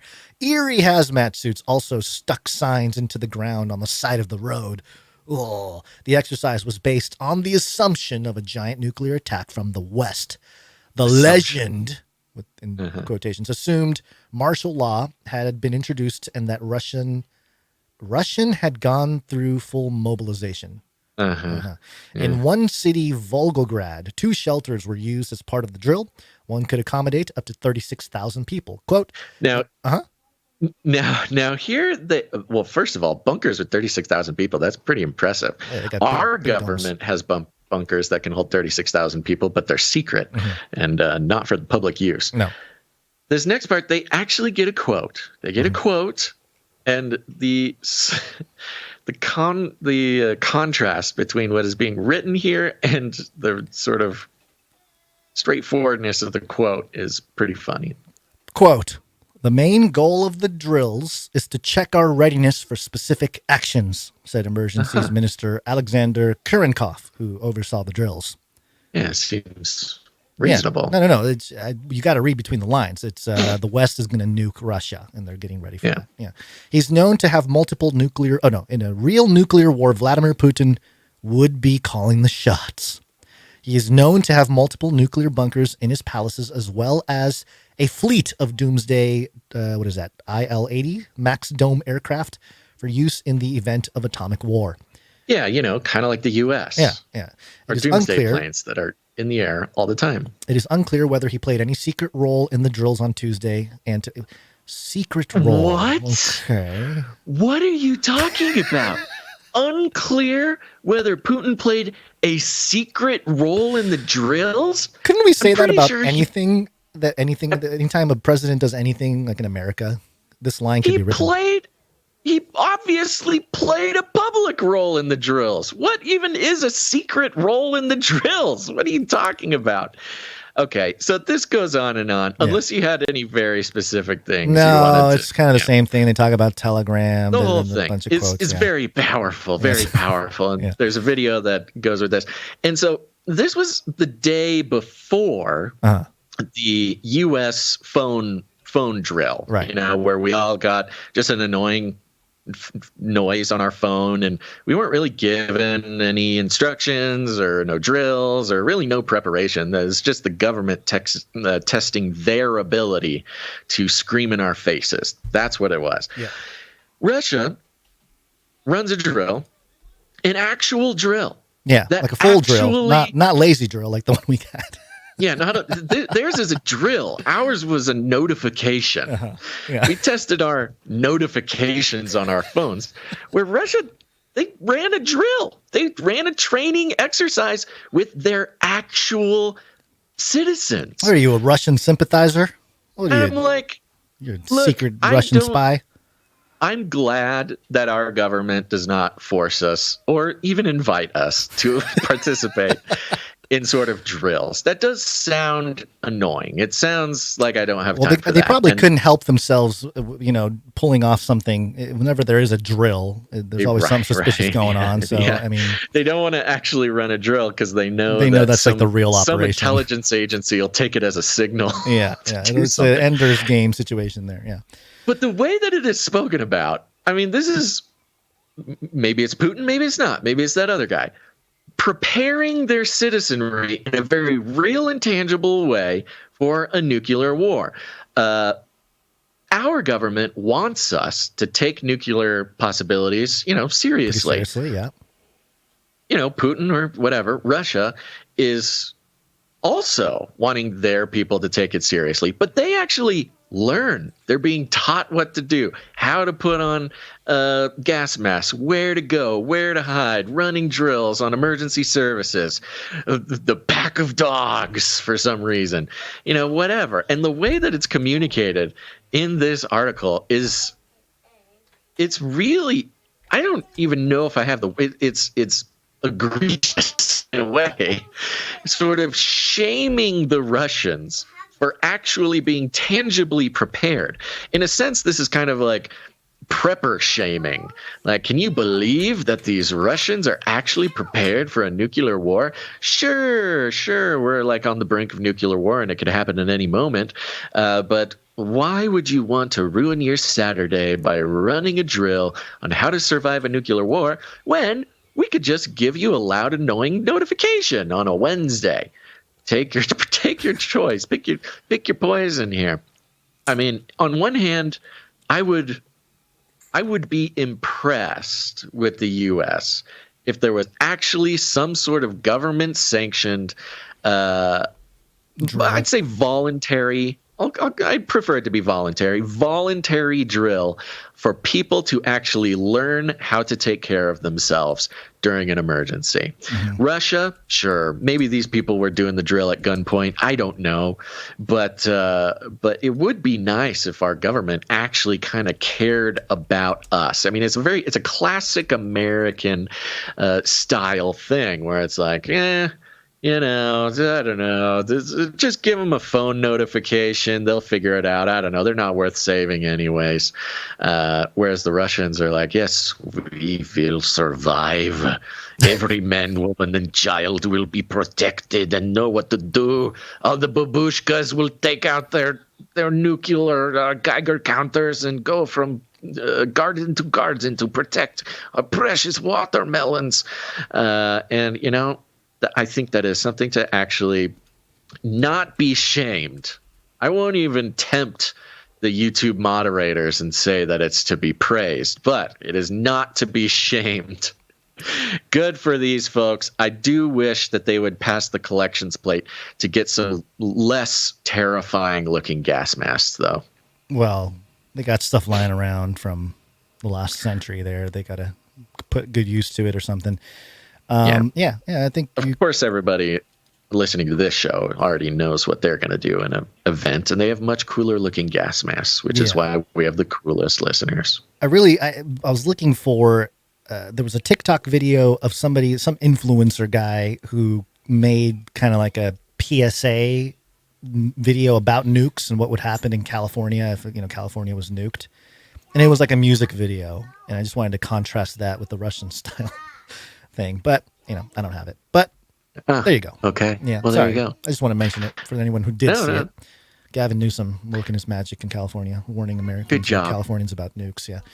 Good job, Gavin. Okay. We do have the CDC document about zombie apocalypse, at least. That's true. Yeah.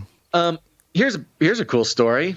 But before that, I mean, we're going to talk about a young lady, but she must be practicing witchcraft, of course. This girl must be practicing witchcraft. This is interesting. Coming from The Guardian again, staying in the UK. British University offers master's degree in magic and the occult. Oh. Cool. Nice. Cool. Okay. Now, I will say it would be cooler if this was spelled MAGIK Yeah, it'd it be gives a lot away more too much. fun. Maybe. Yeah. Yeah, but it'd give away too much. But this is Magic, spelled with a C, and the Occult, course exploring the impact of magic and witchcraft on society, comes amid growing interest in folklore. Folklore. That's nice. That's pleasant. If you've been getting, listen to this. This is to know if this is for you or not. If you've been getting into crystals, manifesting your dream board, or exploring feminist readings of witchcraft, you can now take your hobby to the next level with the UK's first postgraduate degree in magic and the occult. The University of Exeter is seeking to harness growing interest in the subjects with a course that will explore the history and impact of witchcraft and magic around the world on society and science. You know, before you go on, I feel like you and I can actually have like an honorific master's degree and not practitioners, obviously, but academic, like scholars talking about the occult and magic. I mean, we have enough published content to maybe get some kind of honorary thing, but it's not going to happen, obviously. No, of course not. Nor do I necessarily want it. I'm just saying we are. If it came down to it, we can probably test our way and get our degrees. I'll make my mom happy at least. I'd try to test in at least. Yeah. It'd be interesting. Yeah. So they are presenting this as, they're not necessarily presenting it as you will learn witchcraft and magic, but it's more of like a history and impact. And it says here it's a multidisciplinary degree, which starts in September 2024. Will draw on history, literature, philosophy, archaeology, sociology, psychology, drama, and religion to show the role of magic on the West and the East. Ooh. Professor, don't leave out North and South. Nope, just East and West. No magic allowed in Antarctica. Professor Emily Saylove, who leads the course, said, quote, "A recent surge in interest in magic and the occult inside and outside academia lies at the heart of the most urgent questions of our society. Decolonialization, the exploration of alternative epistemologies, feminism, and anti-racism are at the core of this program. So do not be mistaken here." Let me read this part, and I'll tell you what not to be mistaken about. She said this reversed a tendency in recent decades to, quote, dismiss the study of magic and the occult with the idea that it is, quote, no longer of importance to modern people. So the point of the course is to reverse the idea that magic and the occult is no longer of importance to modern people. They talk about magic and the occult in society and science from the context of sociology, psychology, archaeology, philosophy, literature, and religion. So those who have been around this show for quite some time, you probably have listened to all of our Burning Man episodes. We've been doing Burning Man research episodes since 2014, largely sort of mentored and facilitated through the author and researcher Carl Tykrip, good friend of the show, and at this point I'd say good friend of mine. And his whole point, this was 10 years ago.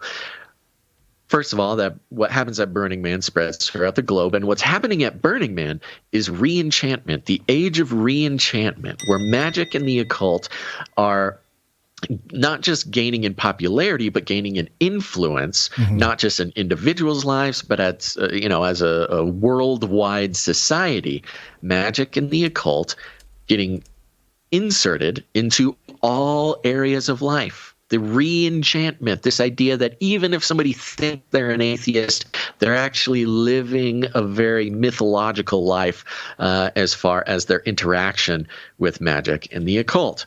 It goes on here, citing rituals such as wearing jewelry, considered to be lucky or representing a point of contact. Yes, Gons. Yeah, I was going to say. Make the connection for those who don't see it. Wearing jewelry, if you go back to the book of Enoch, you have the Watchers, the same that are believed to be the B'nai HaElohim, the sons of God, who mated with human women, the daughters of Adam in Genesis 6 that created the race of Nephilim. They are said to have taught many things to the human race, including abortions, and one of them includes putting makeup on and jewelry to jewelry be more attractive.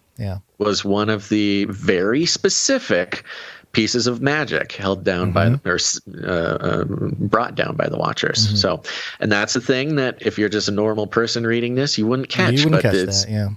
Citing risk. This class, you can learn what the Watchers brought to us.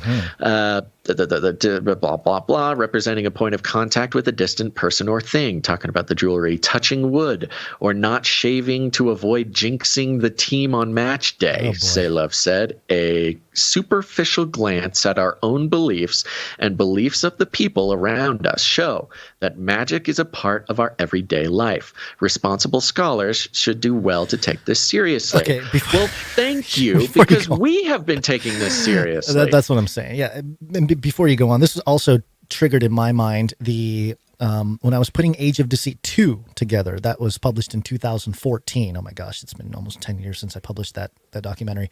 Yeah. But one of the things I was talking about was Chris Putnam's research had looked at the idea of supernaturalism, and he was talking about how in academia, sort of the ivory towers of academia, the sort of the peak of materialism and reductionism and that kind of stuff, the atheist views got really hot during the late 90s, early 2000s. It was sort of the culture itself embraced sort of an atheistic or agnostic kind of view that was supercharged with science and blah blah blah blah blah. That whole thing happened.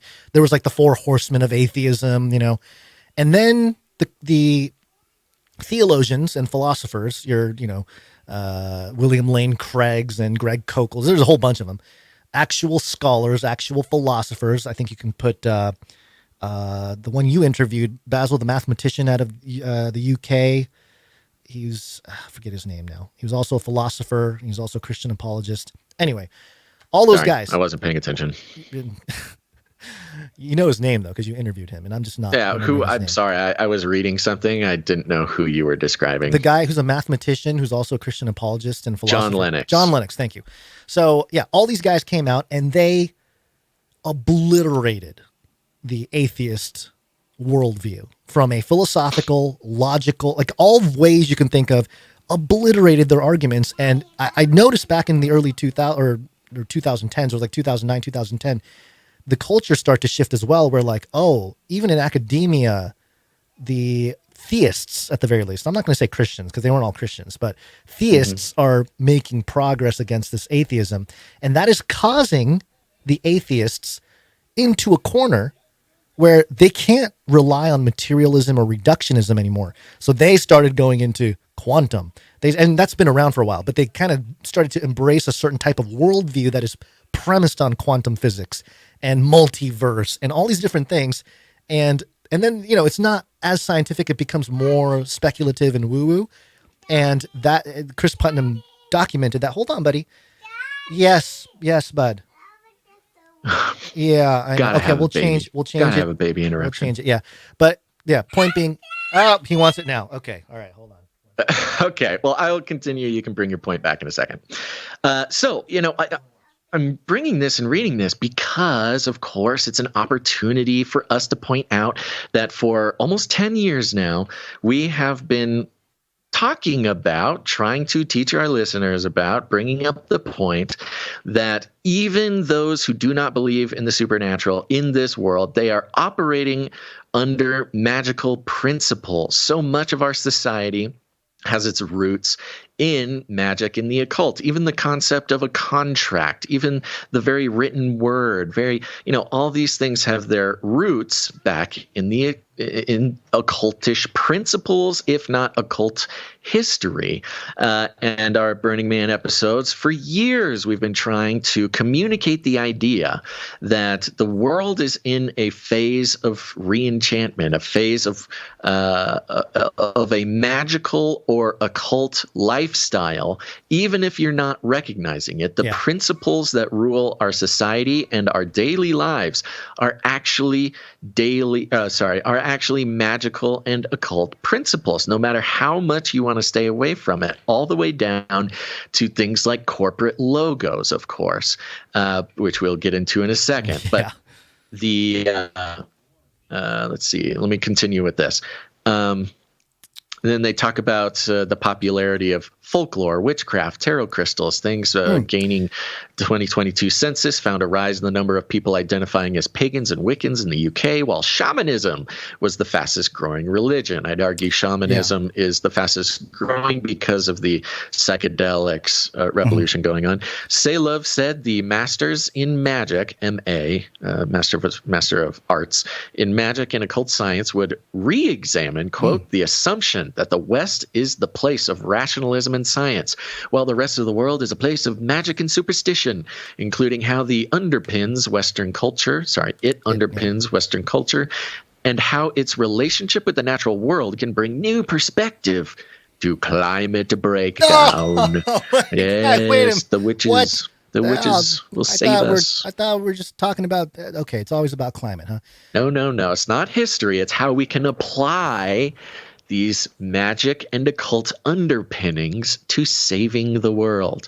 She said there was a growing acknowledgement in academia that texts dealing with magic or occult subjects have been, quote, systematically neglected by scholarship in medieval and early modern history, literature, and religion, as well as the history of science and philosophy. They've been neglected. They've been a part of it the whole time. That's what we've been saying. Give us an honorific. Give us an honorary degree. We've been talking about this for 10 years. I know. Yeah, see, that it almost kind of gets my blood boiling a little bit. I know. It's another thing. Yeah.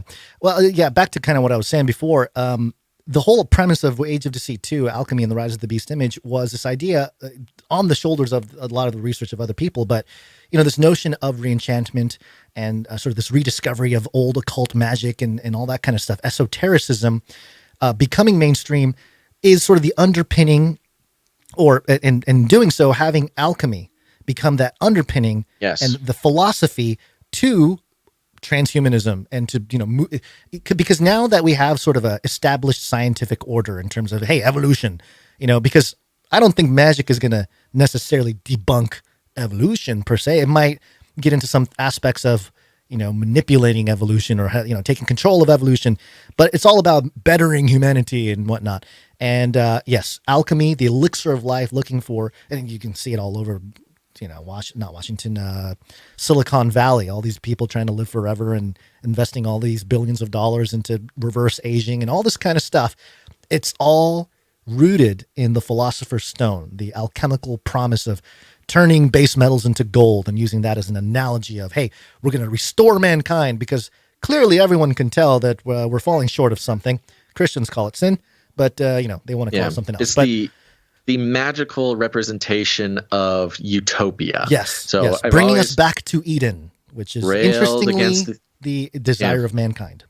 Railed against the idea of utopia on Earth. It's the biggest scam of humanity. Utopia on Earth is used to control, always ends in acts of evil. But the idea of utopia on Earth is at the core of, that sort of ancient yet not so ancient alchemical idea of the Philosopher's Stone. I think the Exeter mention is because of the psychedelic studies that we've reported on before. It says here how the psilocybin thing is based on the Exeter research, which it triggered my mind because we were talking about it before we went live. Like Exeter, we hear that a lot. What is it from? But I think it's from some of the reporting of the psychedelic studies we've done. So, but that's not all, folks. Oh, so just to mention, of course, there's more. Of course, especially the fact that it's in the UK. It brings up images of Hogwarts. Anybody who wishes they could have gone to Hogwarts, they can now go to college for magic and the occult. But instead of fighting Dementors and evil wizards and Voldemort or whoever, now you use what you've learned in magic and the occult to fight for decolonialization, the exploration of alternative epistemologies, feminism, and anti-racism. So this is another sort of training ground and activation, indoctrination of magic and the occult for the purposes of sort of progressive change in the world, using the ancient arts to bring the world into the next phase of utopia. Now, this was very interesting. I dug a little bit deeper. Very, very fascinating thing we're looking at here. And this woman, Emily Selove, who is she? What is she up to? I found her name on a website called Occulture. .com, where she has a bio page. Lost you for a second on the live stream there. That's occultureconference.com, yeah? Yeah, occultureconference.com, which is loading very slowly, which is probably why you lost me. And she's got a bio here. And it says, Emily Selove is an associate professor in medieval Arabic language and literature at the University of Exeter. She is also the convener of the University of Exeter's Center for Magic and Esotericism. Oh.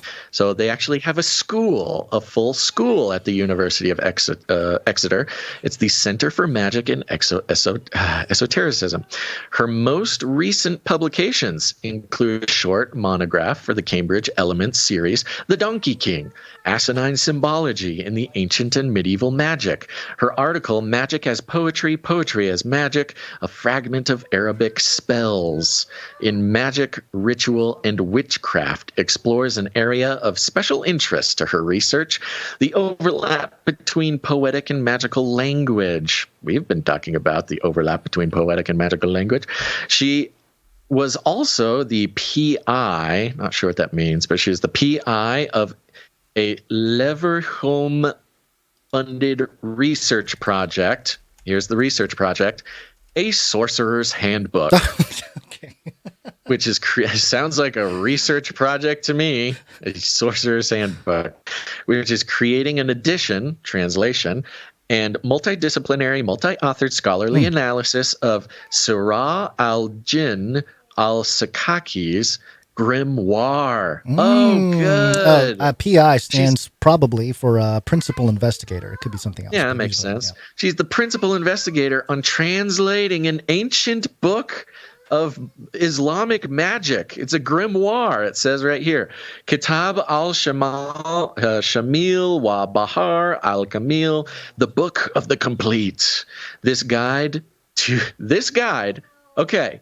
So the Leverhulme-funded research project, A Sorcerer's Handbook, a translation of a grimoire, and the Book of Completion is a guide to cursing, healing, and harnessing the power of stars, angels, jinn, and devils, was conceived at the crossroads of many magical and religious traditions and serves as the intersection at which multiple scholarly methodologies and disciplines can intersect today. Okay, so she is not just writing research papers about how, well, feminism, women were considered witches because they were feminists and they separated from society and took care of themselves. So that made them witches, and men hated that.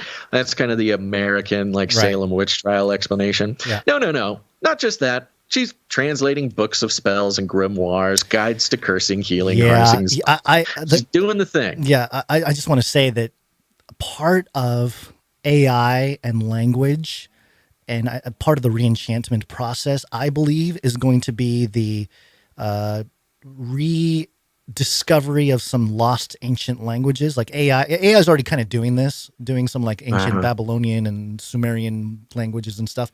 Or Akkadian, I think, was the specific one, where the AI is trying to help piece together the Akkadian language again.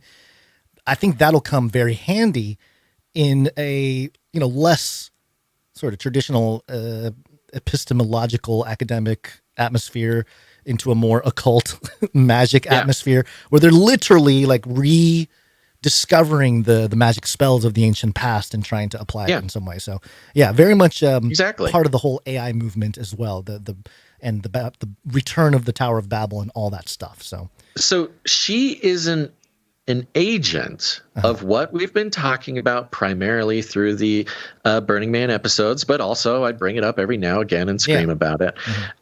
She is an agent of the Age of Reenchantment. She is a well-respected scholar who, when the mainstream writes about her, It's, she's a historian and an archaeologist and, teaching us the roots of our society in magical history.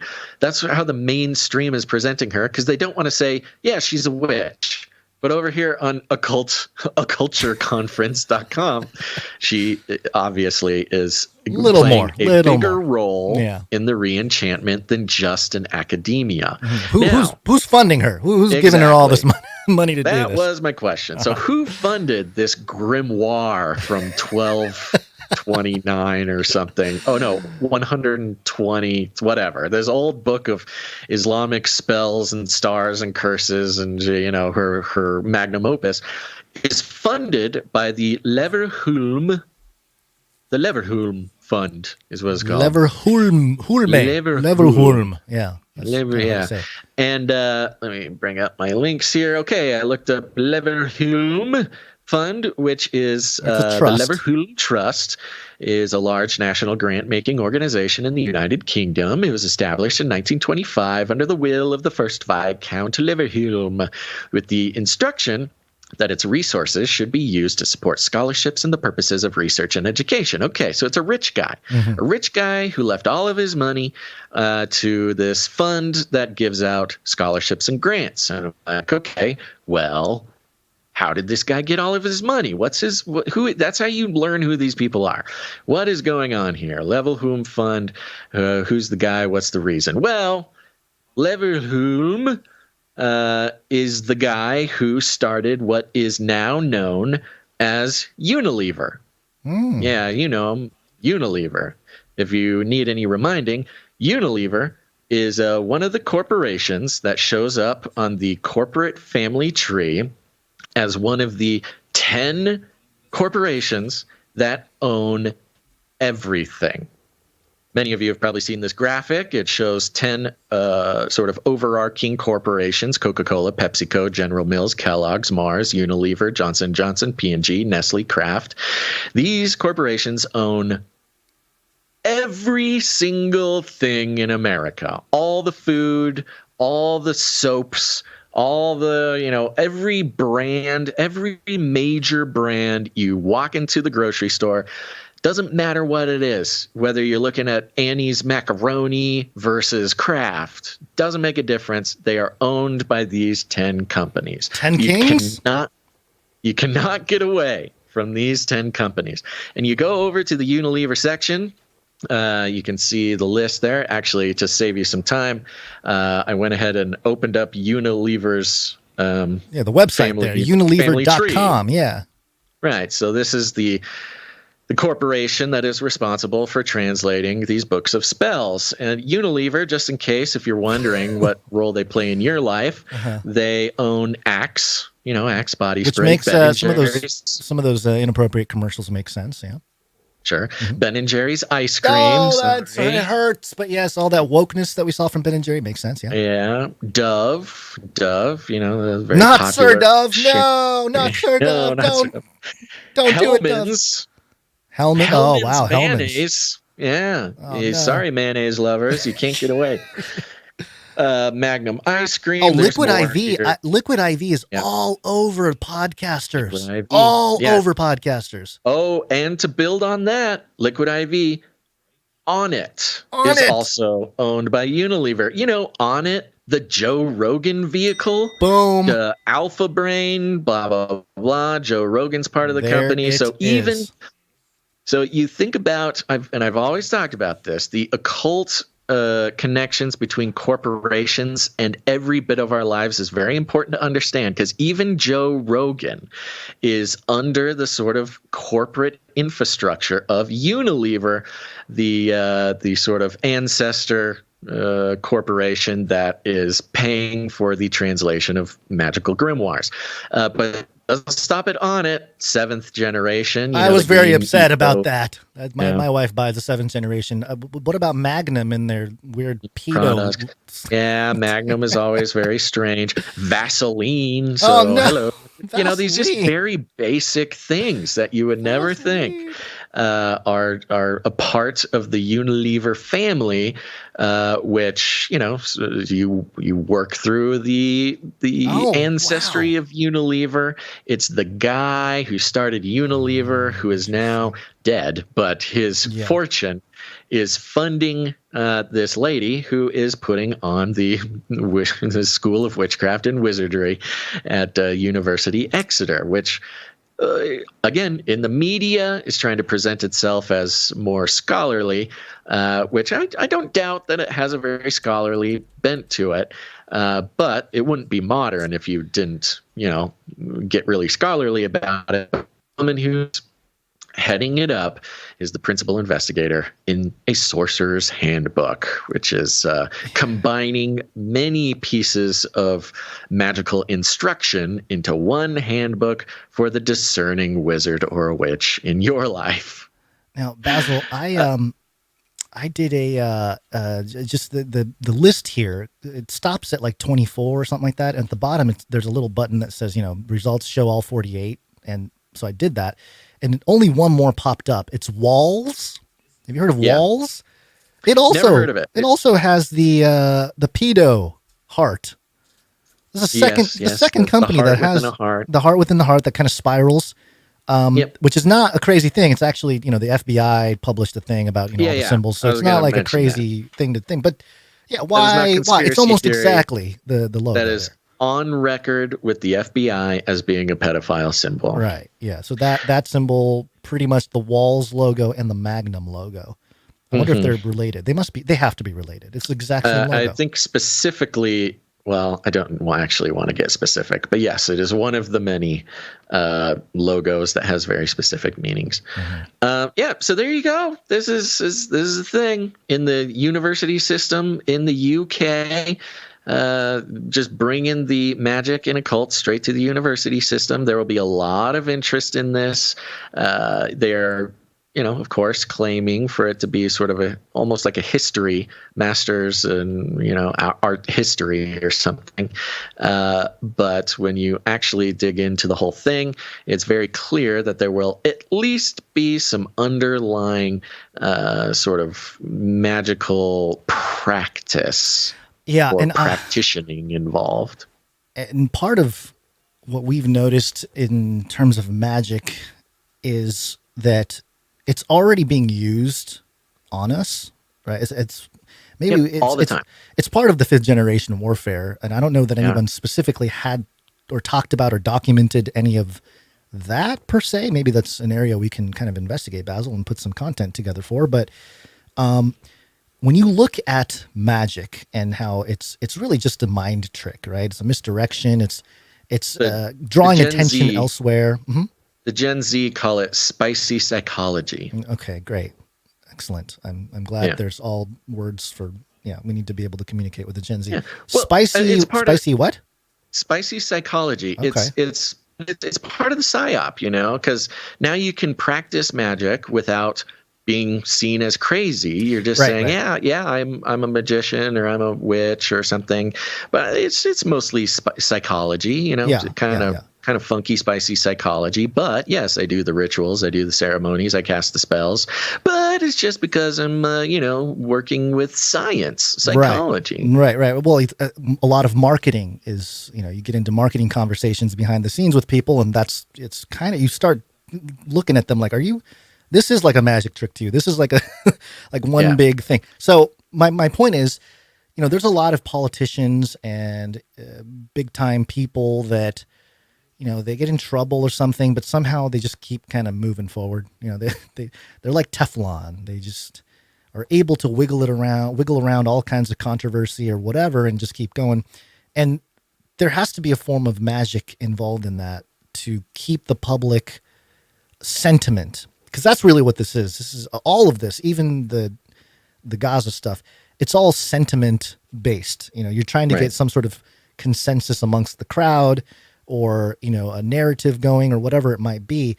And the people that are the best at it, those are the ones that are getting up the world pyramid, if you will. Mm-hmm. So I think it's important for us to look around and kind of think about certain individuals that we may like. Public figures that we may like, that we may follow and sort of analyze them from the lens of, okay, what kind of things are they doing when it comes to a magical approach? Even Netanyahu, remember, this is all part of the discussion, tying it back to Gaza a little bit, but the mystical Judaism, the Kabbalah, the Zohar, all those documents and sort of that mystical side of Judaism, they are behind a lot of the politics in Israel.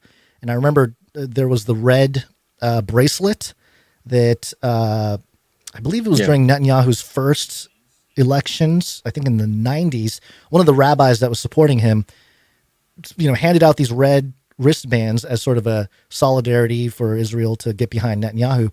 And he is quoted in an article, interviewing him, saying that it was a talisman, and it was what was the word he used? Amulet. It was an amulet to bring everyone together behind Netanyahu and da-da-da-da-da. So even they are doing magical spells on the masses with people not even realizing it. So it just kind of, it could be why we're not like huge either. We're not trying to pull off magic tricks while we publish content. So anyway. And just as further proof that we deserve an honorary degree in this, we can ramble on about this stuff all day. Talismanic and amulet magic is actually an Islamic derived sort of school of magic. So, which is actually a lot of it is. People don't know that, but which makes all the Middle East stuff that much more interesting. And especially the leaders in the Middle East and those particularly close to the leaders in the Middle East are always sort of showcasing this magical worldview in one way or another. Yeah, 100%. And with that, Gons, let's take a second, take a look at some cool art. What do you say? I say we thank our producers first, coming in with their treasure, and then we will thank our producers with the talent. Let's do it. Value for value. Value for value. We take no money from corporations, commies, or cartels. That's right. We don't. We're entirely funded by people like you, and when people like you stop funding us, the show will go away. I mean, it's sad to think about, but it's also the natural way of things. We won't be kept alive by necrocapitalism, raising us up as a zombie, a lifeless form of ourselves for the purpose of just wanted to play advertising and brain control. So there you go. We die when y'all let us die. But we got a few producers who came in. They say, not today. You will not die today, Canary Cry. And we thank them a lot. And I'll thank them now. Okay. Remember, folks, you can become a producer by going to canarycry.support. Oh, I wasn't ready for you to do that. Here we go. Look at us on the fly. Okie dokie. Got a few people to thank. Here I go. Starting with producer Amanda M. Amanda M. Thank you very much. Yeah, Amanda M comes in with a nice round number, and we appreciate for that. And remember that if you support the show, if you produce the show in a nice round number, that's you telling us that you'd prefer we do not disclose the amount, and so we won't. But if you don't mind us disclosing the amount, then we will. And you put, make a funky number. Put like 33 cents in there or 1, 2, 3, 4 or something. Just kind of send a little message to us. Amanda M. I'm remembering that name from recently, and I'm wondering who was this person. I was thinking maybe Amanda M. was the person from that podcast that supported us a while back. But I did not see a note from Amanda M. So if that's the case, let us know, Amanda M. Thank you so much for your support. Thank you. I'm going to do one quick thing. I'm sorry to stall, but I don't want to stall, but I just want to double check a thing, and I'm going to do it no matter what you say. So thank you very much, Amanda M. Next up, we've got, so this was from producer Rob H. Thank you very much, Rob H. He actually came in a couple episodes ago, but sent in a note, and I wanted to read the note. Okay. So here is the note from Rob H. Very important. He says this. It has been, he says this, the only reason I'm suggesting to read this on the show is due to how important reminders are when it comes to relying solely on value for value. Solely being the keyword there. Solely being the keyword, right. Everybody will ask for your donations, but they will also turn around and advertise to you, which to each their own. It has been 4 or so months since the last donation due to not catching as many live episodes with my work schedule, but just today, receiving a text as a reminder prompted me to donate, as you both operate one of the few shows I am willing to donate to, along with No Agenda, Jay Dyer, and Days of Noah, which will tell you something. I could go on, but I'm going to keep it on the shorter side. Appreciate the hard work, and God bless Rob H. Thank you very much, Rob. Hey, thank you, Rob H. Appreciate that. Yeah, very nice. Yes, those reminders, some people don't like getting emails or texts or whatever, and I understand 3 times a week if you're trying to avoid the guilt of missing a show. It could be annoying being reminded that you're missing a show, but it is very important to be reminded about the fragility of this system here. So thank you very much, Rob H. Thank you. Next up, we had producer Adam M. He upgraded his Patreon support. Hey, thank you very much. So appreciate that. Appreciate that. Next up was producer Heap of Trouble, came in with a nice round number. Hey, Heap of Trouble. Heap of Trouble in the house. Yep. We had Malik W come in a couple times. Hey, Malik W, thank you. Yeah, and he's on a 25-episode streak. 25. Couple more, and he hits the firmament. That's right. Next up, I wonder if I think we have a jingle for this next person, but I don't know if you have it ready. But interesting times, folks. We have the return of producer Ghosternaut. Hey, Ghosternaut. Yeah. Ghosternaut's back, baby. Hold on, I have a whole folder for Ghosternaut here. There's only one thing in there, though. I don't know that it's... Well, hey, you got to put something somewhere. Yeah. I mean, I can play it. I think it's something he sent in. Play a little bit of it. He's got to save something for next episode, I want like another bigger drop. Oh, yeah. I want my room to start shaking. Speak of the ghost. Completely off the chain. It's a banger. I want like another bigger drop. Oh, all right. Early. I'm Bradley. I want my room to start shaking. Oh, I'm ghost. Wow. Welcome back, Ghosternaut. We missed you. I didn't forget about that, but I'm glad we played it. We got to put that into the rotation for the mixtape at the end of the show. Yeah. Oh, man, that got my heart beating. Thank you very much, Ghosternaut. And he sends a note that says, "It's your boy, Ghosternaut. Think outside the cage." Hey, thank you very much. Thank you very much, Ghosternaut. Next up, we've got Dame Gale, Canary Whisperer, and Lady of X's and O's. Dame Gale, what's she doing over here? 312 episode streak. Oops. Wait, why did that do that? Hold on. Why did that do that? She's in that streak. Oh, yeah, streakalicious. There we go. There we go. She's in this section because she came in with a 777 producership. Okay. And a note here that says, "Hola, mi familia. I sent a prayer note to my friends Rocky and her husband Zofar, who is an Israeli citizen, as well as her daughter, Yudi. And this was her reply." Okay, so we got message from Israeli citizens here. Quote, okay. "It's the children of Israel that need the prayers. You have to understand Hamas is a terrorist group who just don't care. They took young children as hostages because they know Israel won't just wipe them out, as they will try and save the children. Otherwise, they would just blow them away. This is very upsetting, and our friends' older kids are all being called into the army. All Israeli citizens 18 and over, including girls, are being drafted. It's all-out war." Yikes. Yeah. Well, why don't you hit the producers? We gotta put that out there. Producers, assemble!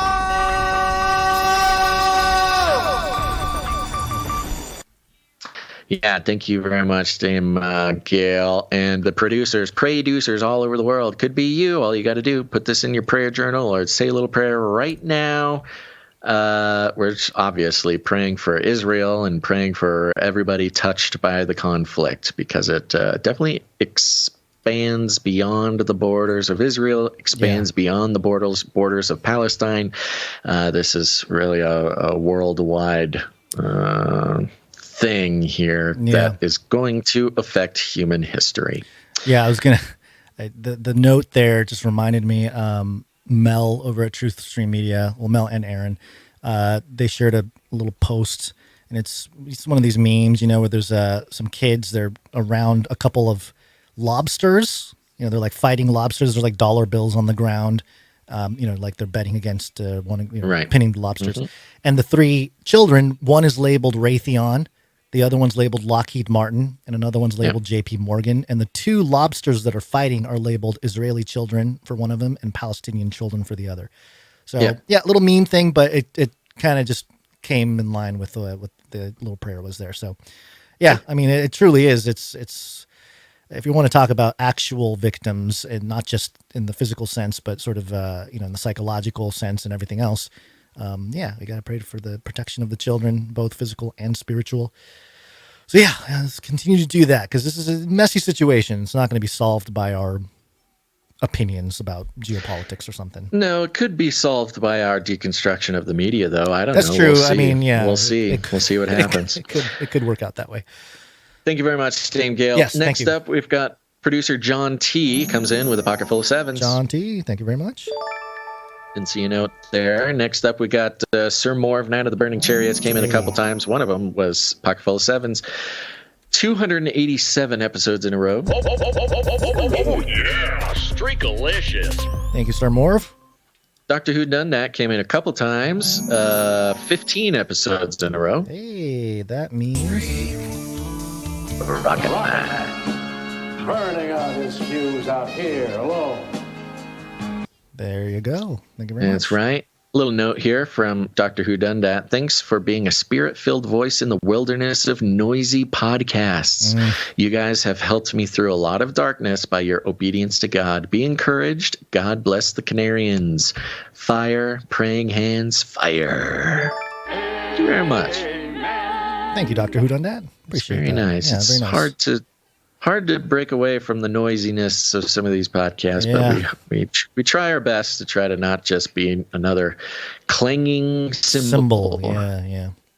Good reference. Next up, we've got, that concludes our list of financial producers who came in above the $7.77 mark, which entitles them to have a note read on the show. We got a few people under that. We're going to thank them now, starting with Veronica D., 315 episodes in a row. Veronica D., thank you very much. Sir Scott Knight of Truth, 340 episodes in a row. Thank you, Sir Scott. And Sir Casey the Shield Knight, 354 episodes in a row. Sir Casey the Shield Knight. There we go. All right. Thank you to everybody who supported this show and last show. Sorry we had to smoosh it all in today, but we really appreciate your help there. But that's not all, Guns. You can produce the show with your time and your talent. Mm-hmm. Yeah, we're going to do a quick speak pipe here. Please leave a message after the tone. At the tone, please record your message. Leave a message. Beep. Message. Go to canarycrynewstalk.com. You can be on any of the pages at that website. You can click on a green tab on the right side or the bottom. It'll give you a little pop-up window that allows you to record a message of up to 90 seconds in audio form through your device. It'll be sent to us, and we shall play it for everyone out there. If you have a private message for us, let us know right at the top of the recording in case we don't review the audio, which we really should review it, but sometimes we don't have the time to do that. Also, you can leave your pre-show prayers. It's a great way to produce a show. Just a quick prayer to get the right mindset going for each episode. We appreciate those. There hasn't been one for the last couple episodes here, so if you're inspired to do that, please do that. We have one speak pipe today. It was actually from last Friday. It's from, of course, Silly Goose Elder Dave. Hi, guys. On today's episode, I'm masquerading anonymously. This is absolutely not Elder Dave. Today I'm proposing a new feature for your podcast, Captain Obvious. in which you will pick the most ridiculous news story for its redundant rhetoric. Captain Obvious, to be created by the artist of your choosing, at which time you shall bestow the article, the medallion of omnipresent spiritual intergalactic oneness. This phrase has not been copyrighted, so proceed. So it shall be written, so it shall be done. Love ya. God love ya, but I can't say that. I'm incognito. And have a nice day. Well, you know, he is our elder, and you must listen to your elders. I mean, that's the thing. Let's take that as a lesson, producers. Listen to your elders. If unfortunately, we have no control over what art gets made, but if the art comes in, we will be held by the ancient law of podcasting. Yeah, you know. Thank you very much. Thank you, Silly Goose Elder Dave. I was thinking, and I was meant to bring it up with you, Basil, off air, but I'll just mention it here, to do like a segment similar to Captain Obvious idea here, but more so which one is fake. So we'll do a couple different stories or like clips or something, and we got to figure out which one is fake. But I don't know, it's not something you can have every episode, so it might be fun though. Make more of a game out of everything, not just us rambling on. I've been kind of trying to brainstorm some games. I thought it'd be fun to have a sort of a gamified aspect. Gamified. Yeah, where maybe I'll bring a game to quiz guns or something. I don't know. We'll figure it out. Waiting for inspiration. Yep. The Holy Spirit's in charge there, folks. Thank you very much. Amen. Elder All right. Dave, Silly Goose. We're going to do some producer, thanking producers for their talent here. That's another way you can help produce the show. You can help build the culture behind the community here. It's not just your money. It's about helping us create the imagery, the memes, the audio jingles, the ISOs, all the stuff that is part of the Canarium here. We're going to start off with audio production. Audio production.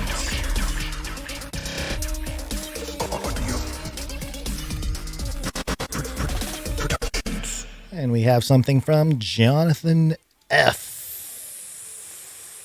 There it is, Jonathan F. Jonathan F. Took me a second to find, it was a long F to find the jingle there. He has a note here. Hello, guys. This track features New York City Mayor Eric Adams once again talking about leaving the border open while he recently complained that the city was at maximum capacity. The following verses are from Deuteronomy 19:14 and Proverbs 22:28. And here is the track. It's a minute long. I know, Basil, we're not supposed to play 1 minute long thingies. No. So I'll play 30 seconds. That's the official position of the city, but we have made it clear there should be a decompression strategy that we can properly deal with the volume that's coming into our city, and no city should have to carry the burden of the national government.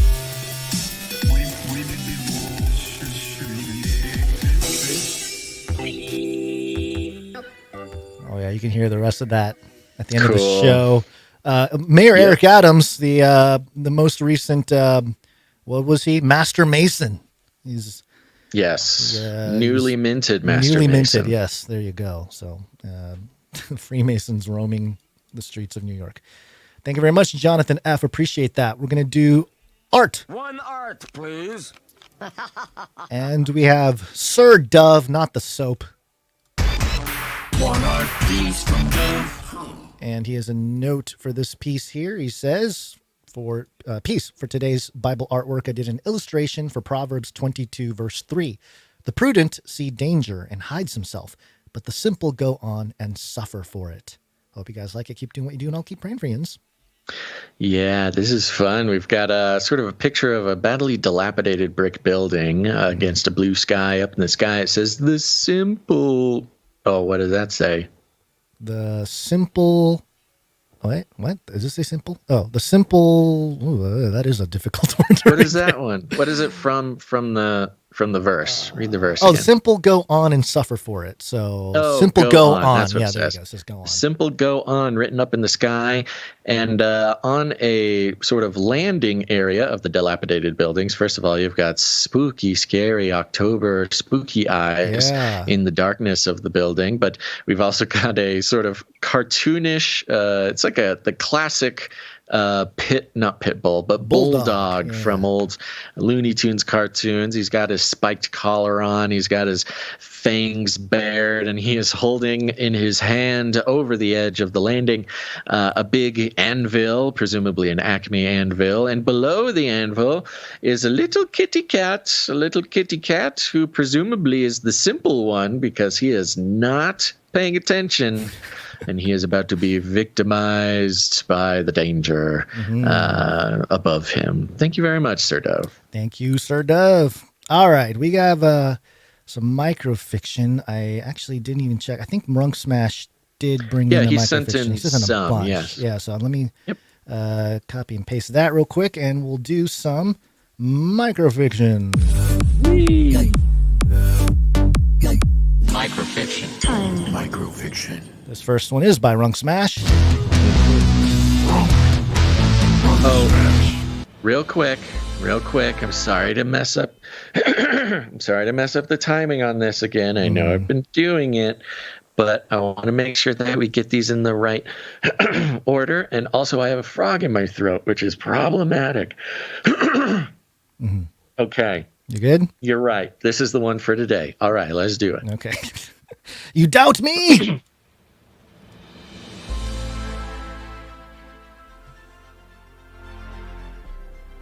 Hello?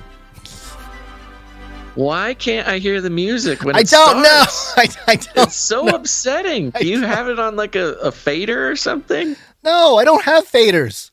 That's so annoying. Okay, play it again. Basil, I'm sorry. Inside baseball. You know, I've been talking to you about maybe getting a new piece of gear to help me out with this whole thing here. Yeah. I think we might need to get that new piece of gear. I'm just going to throw that out there. You want faders. I'm happy to get you whatever piece of gear Give you me need. More tactile ability to do this. Okay. All right. Yes, I'll make it as loud as I can. Problem, if it solves a problem, it's a no-brainer. Okay. A message flashes across the wall screens of a darkened eatery. It reads out as an order for 33,000-piece Yilon's Bippin' Bop Crazy Chicken for Bill.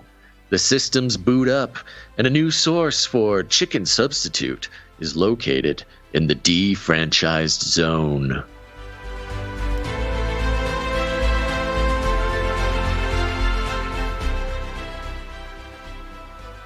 Yes. I think this is about the the flippy update from the other day, right? About the fried chicken, chickens. crazy fried chicken. I have read ahead on this section of Runk Smash's stuff, and it gets good, folks. Oh, good. Stay tuned. Excellent. All right.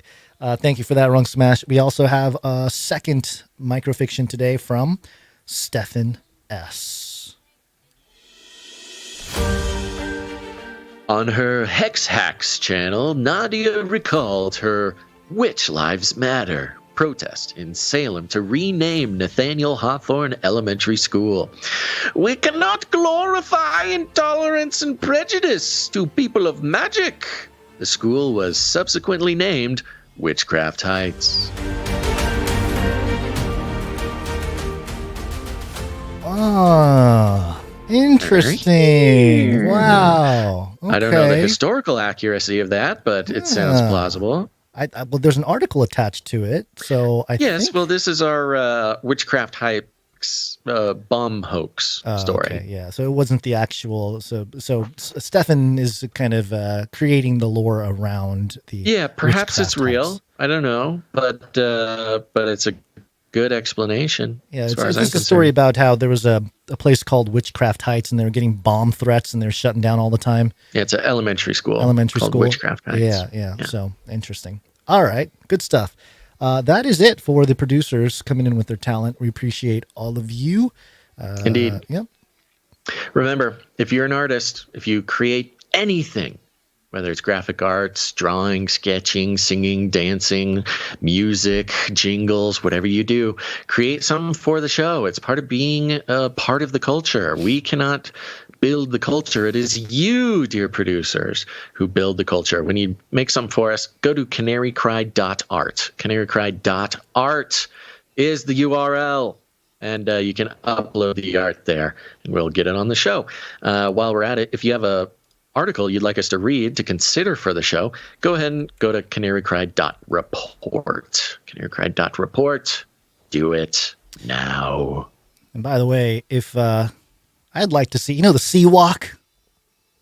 I'd like to see somebody adapt that into the CCR walk or CCNT walk. Okay. Just there you go. There. Do it. If anyone wants to get creative with that. Okay. Beast fashion. Most modeling is kind of acting like a beast, but making it fashion. Beast. But then make it fashion. Okay. New Yay. York Post. Under fashion and beauty. Headline, Prada will help design spacesuits for NASA 2025 Artemis 3 moon mission. Here we go. Yay. Talk about beast fashion.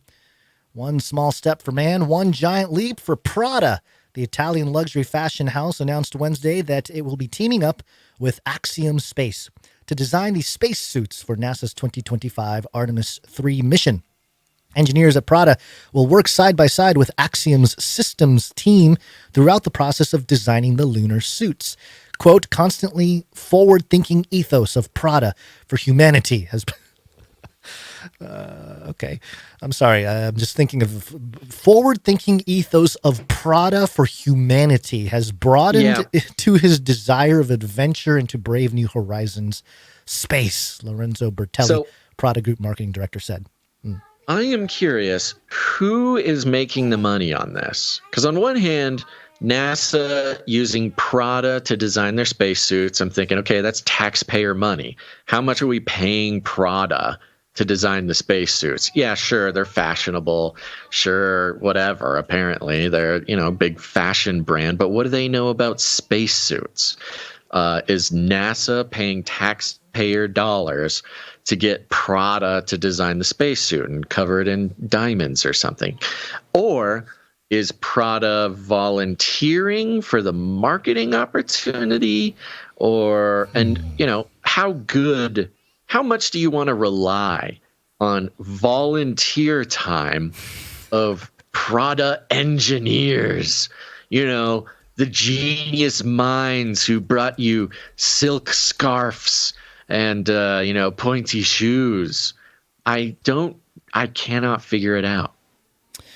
Yeah. I mean, there's a lot under the presuppositions here where, you got to, this obviously opens up the conversation about the moon missions. Did we really go there? There's a lot of different narratives concerning that. That's a good point. Yeah. We can trust Prada all we want if we're just making a movie about landing on the moon. That's what I'm saying. Look good for the new footage, Yeah, so for the cameras, there's something to be said about that. I mean, that in the context of Hollywood, because you got the writer's strike now, these people need to be employed. So, bring them onto NASA.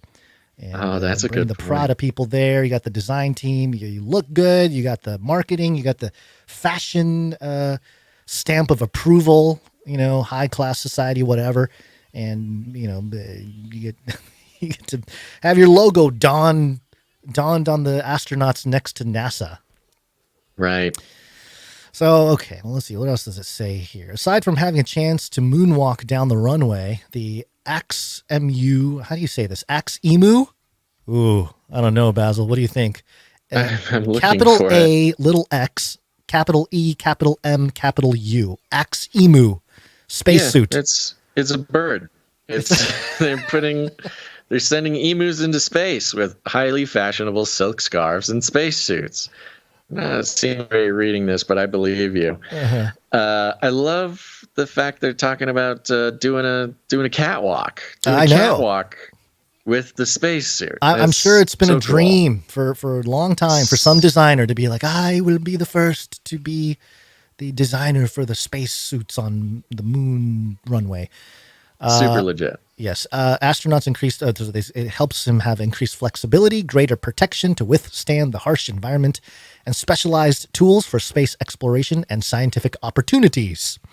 The suit also offers NASA commercially developed human systems necessary to access, live, and work on and around the moon.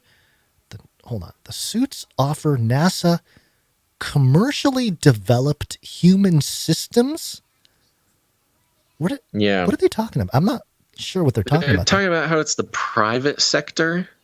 Okay. Like instead of a government organization, the suit also offer NASA commercially developed human systems necessary to access, live, and bladders. Like, what are they talking about here? It sounds like they're talking about bodily biological functions, like, you know, number 1 and number 2 and stuff. Maybe that's developed human systems.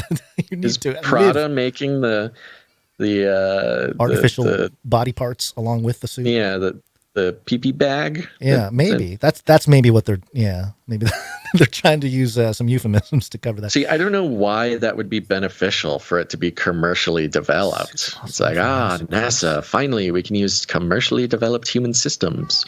Okay, sure. It's beast fashion. Stop asking questions. It's about fashion. What commercially developed human systems are. What are they talking about? It's about fashion, Gons. We gotta look good when we reshoot the moon landing. Quote, these spacesuits will enable greater exploration of the lunar surface than ever before, the press release said. Sure, why not? Wait a minute, we lost the technology to get to the moon, but somehow we're going to look better and explore better thanks to Prada. Yeah, maybe that's why they couldn't do it the first time. They didn't have the fashion. Yeah, they didn't have the look. Yeah, they looked so janky. They didn't even want to put it on. No offense to the janks. They couldn't put it on camera. They looked so bad. All right. Emu spacesuit.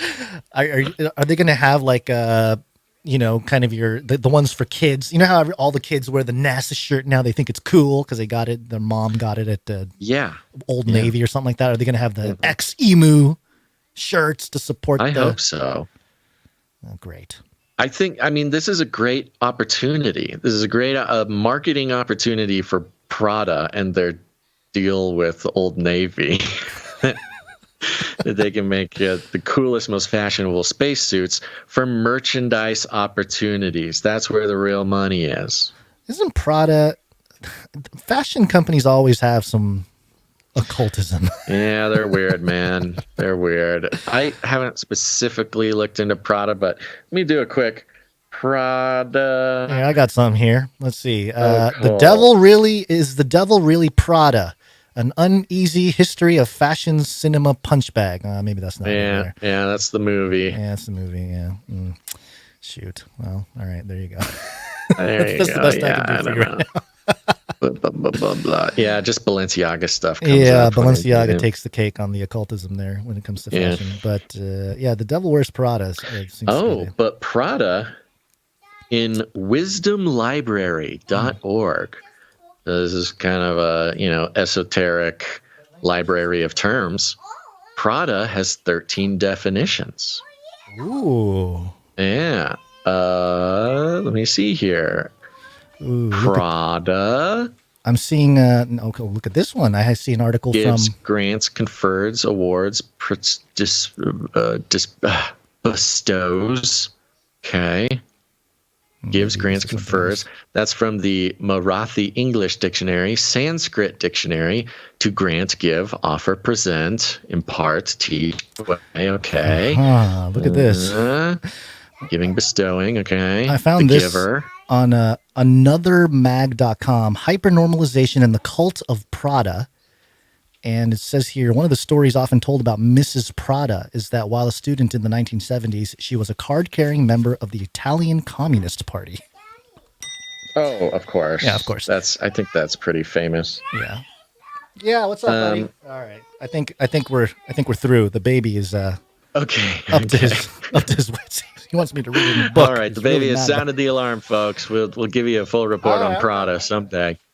All right. Thanks for listening to this episode of Canary Cry News Talk. Thank you to all the producers who made it happen. Our financial producers, our artistic producers. Thank you. But of course, we have other producers who give of their time to make this whole thing work. And just a reminder, you can go to canarycry.support, scroll all the way down, and there's a little form there. If you want to get involved with your time and your skills, you can fill out that form. That puts it in our little spreadsheet. And then once in a while, we go through that form and check out what's going on and see if there's anybody who can help us with a certain project. But I want to start by thanking our Clippies.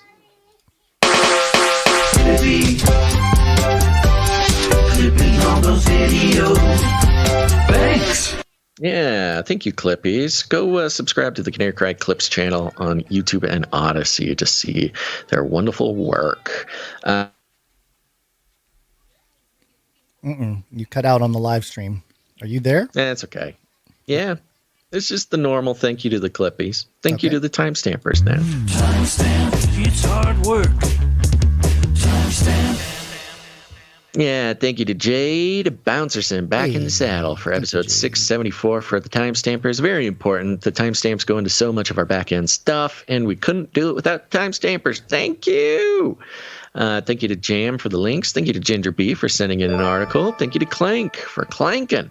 And other than that, share the show, folks. Share it with your friends. Share it with your family. Share it with your dog. Share it with the moon people. And more specifically, share it while you're looking good, okay? We don't need any burlap sacks walking around talking about the podcast. That's not good branding.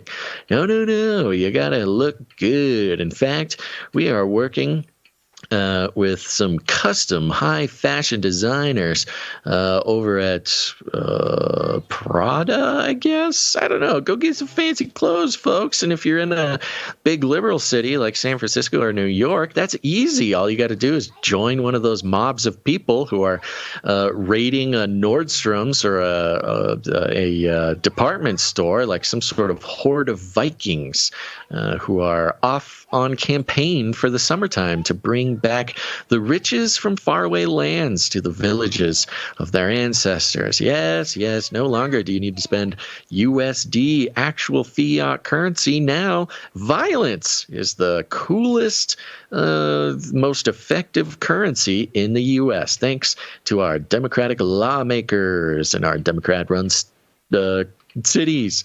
And just walk right in, let the crowd do its thing, and walk out looking like a fashionable astronaut. Only then will people listen to you when you say, hey, you're missing out on Canary Cry News Talk. If you really want to know what's going on, look behind the PSYOP and be inoculated from the dismiss and malinformation put out by your own government, go ahead, look fashionable, and listen to Canary Cry News Talk. It works every time, folks. We call it rattling cages, and all you got to do is walk right up to them, grab by the cage, and then you shake it. The end of the world occurred pretty much as we had predicted. I want to shake things up, stir up some controversy, rattle a few cages. Hey, stop that! You'll never silence me. I'm the last angry man, a crusader for the little guy. Leave the bird alone. Never. Rattle a few cages. Rattle a few cages. The human race will have every opportunity to improve. And if they don't? Ask Noah. That's right. Just ask Noah. Gons, you got any last words? Nah, don't think so. Thank you, everybody, for being here with another 3-hour show. I guess Mondays are 3-hour show days. Huh? Yeah, apparently. Then we start the week off strong. Mm-hmm. All right, everybody. Thanks for tuning in to this episode of Canary Cry News Talk. Make sure to tune in next time. Leave a rating and a review and email it to canarycrysupply.com. Win some cool stuff. But until then, think outside the cage. This is not about freedom or personal choice. Armageddon's on the way. I'll keep you warm and safe in my people's zoo. Armageddon's on the way. I love the Great Reset. Armageddon's on the way. Feed him more. Do not come back, you Nazi psychopaths. He's a Satanist from one of the Satanists. finest churches here where they sacrifice babies. It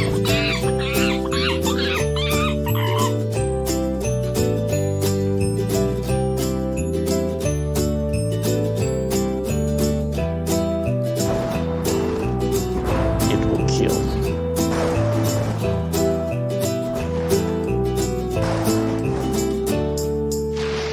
Remember, reality is an illusion. The universe is a hologram. Buy gold. Buy!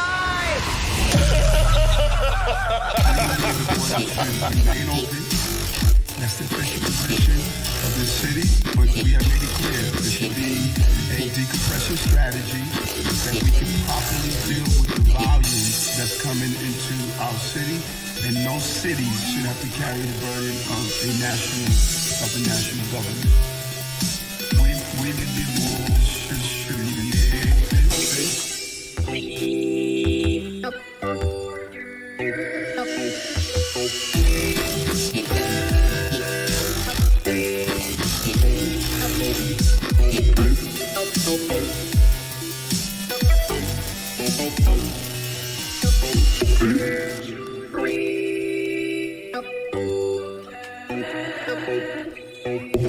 Don't move the ancient boundary stone which your fathers have set up. Thou shalt not remove thy neighbour's landmark, which they of old time have set in thine inheritance, which thou shalt inherit in the land that the Lord thy God giveth thee to possess it. He's got to save something for next episode, I guess. you know. I want like another bigger drop. I want my room to start shaking. Speak of the ghost. Completely off a chain.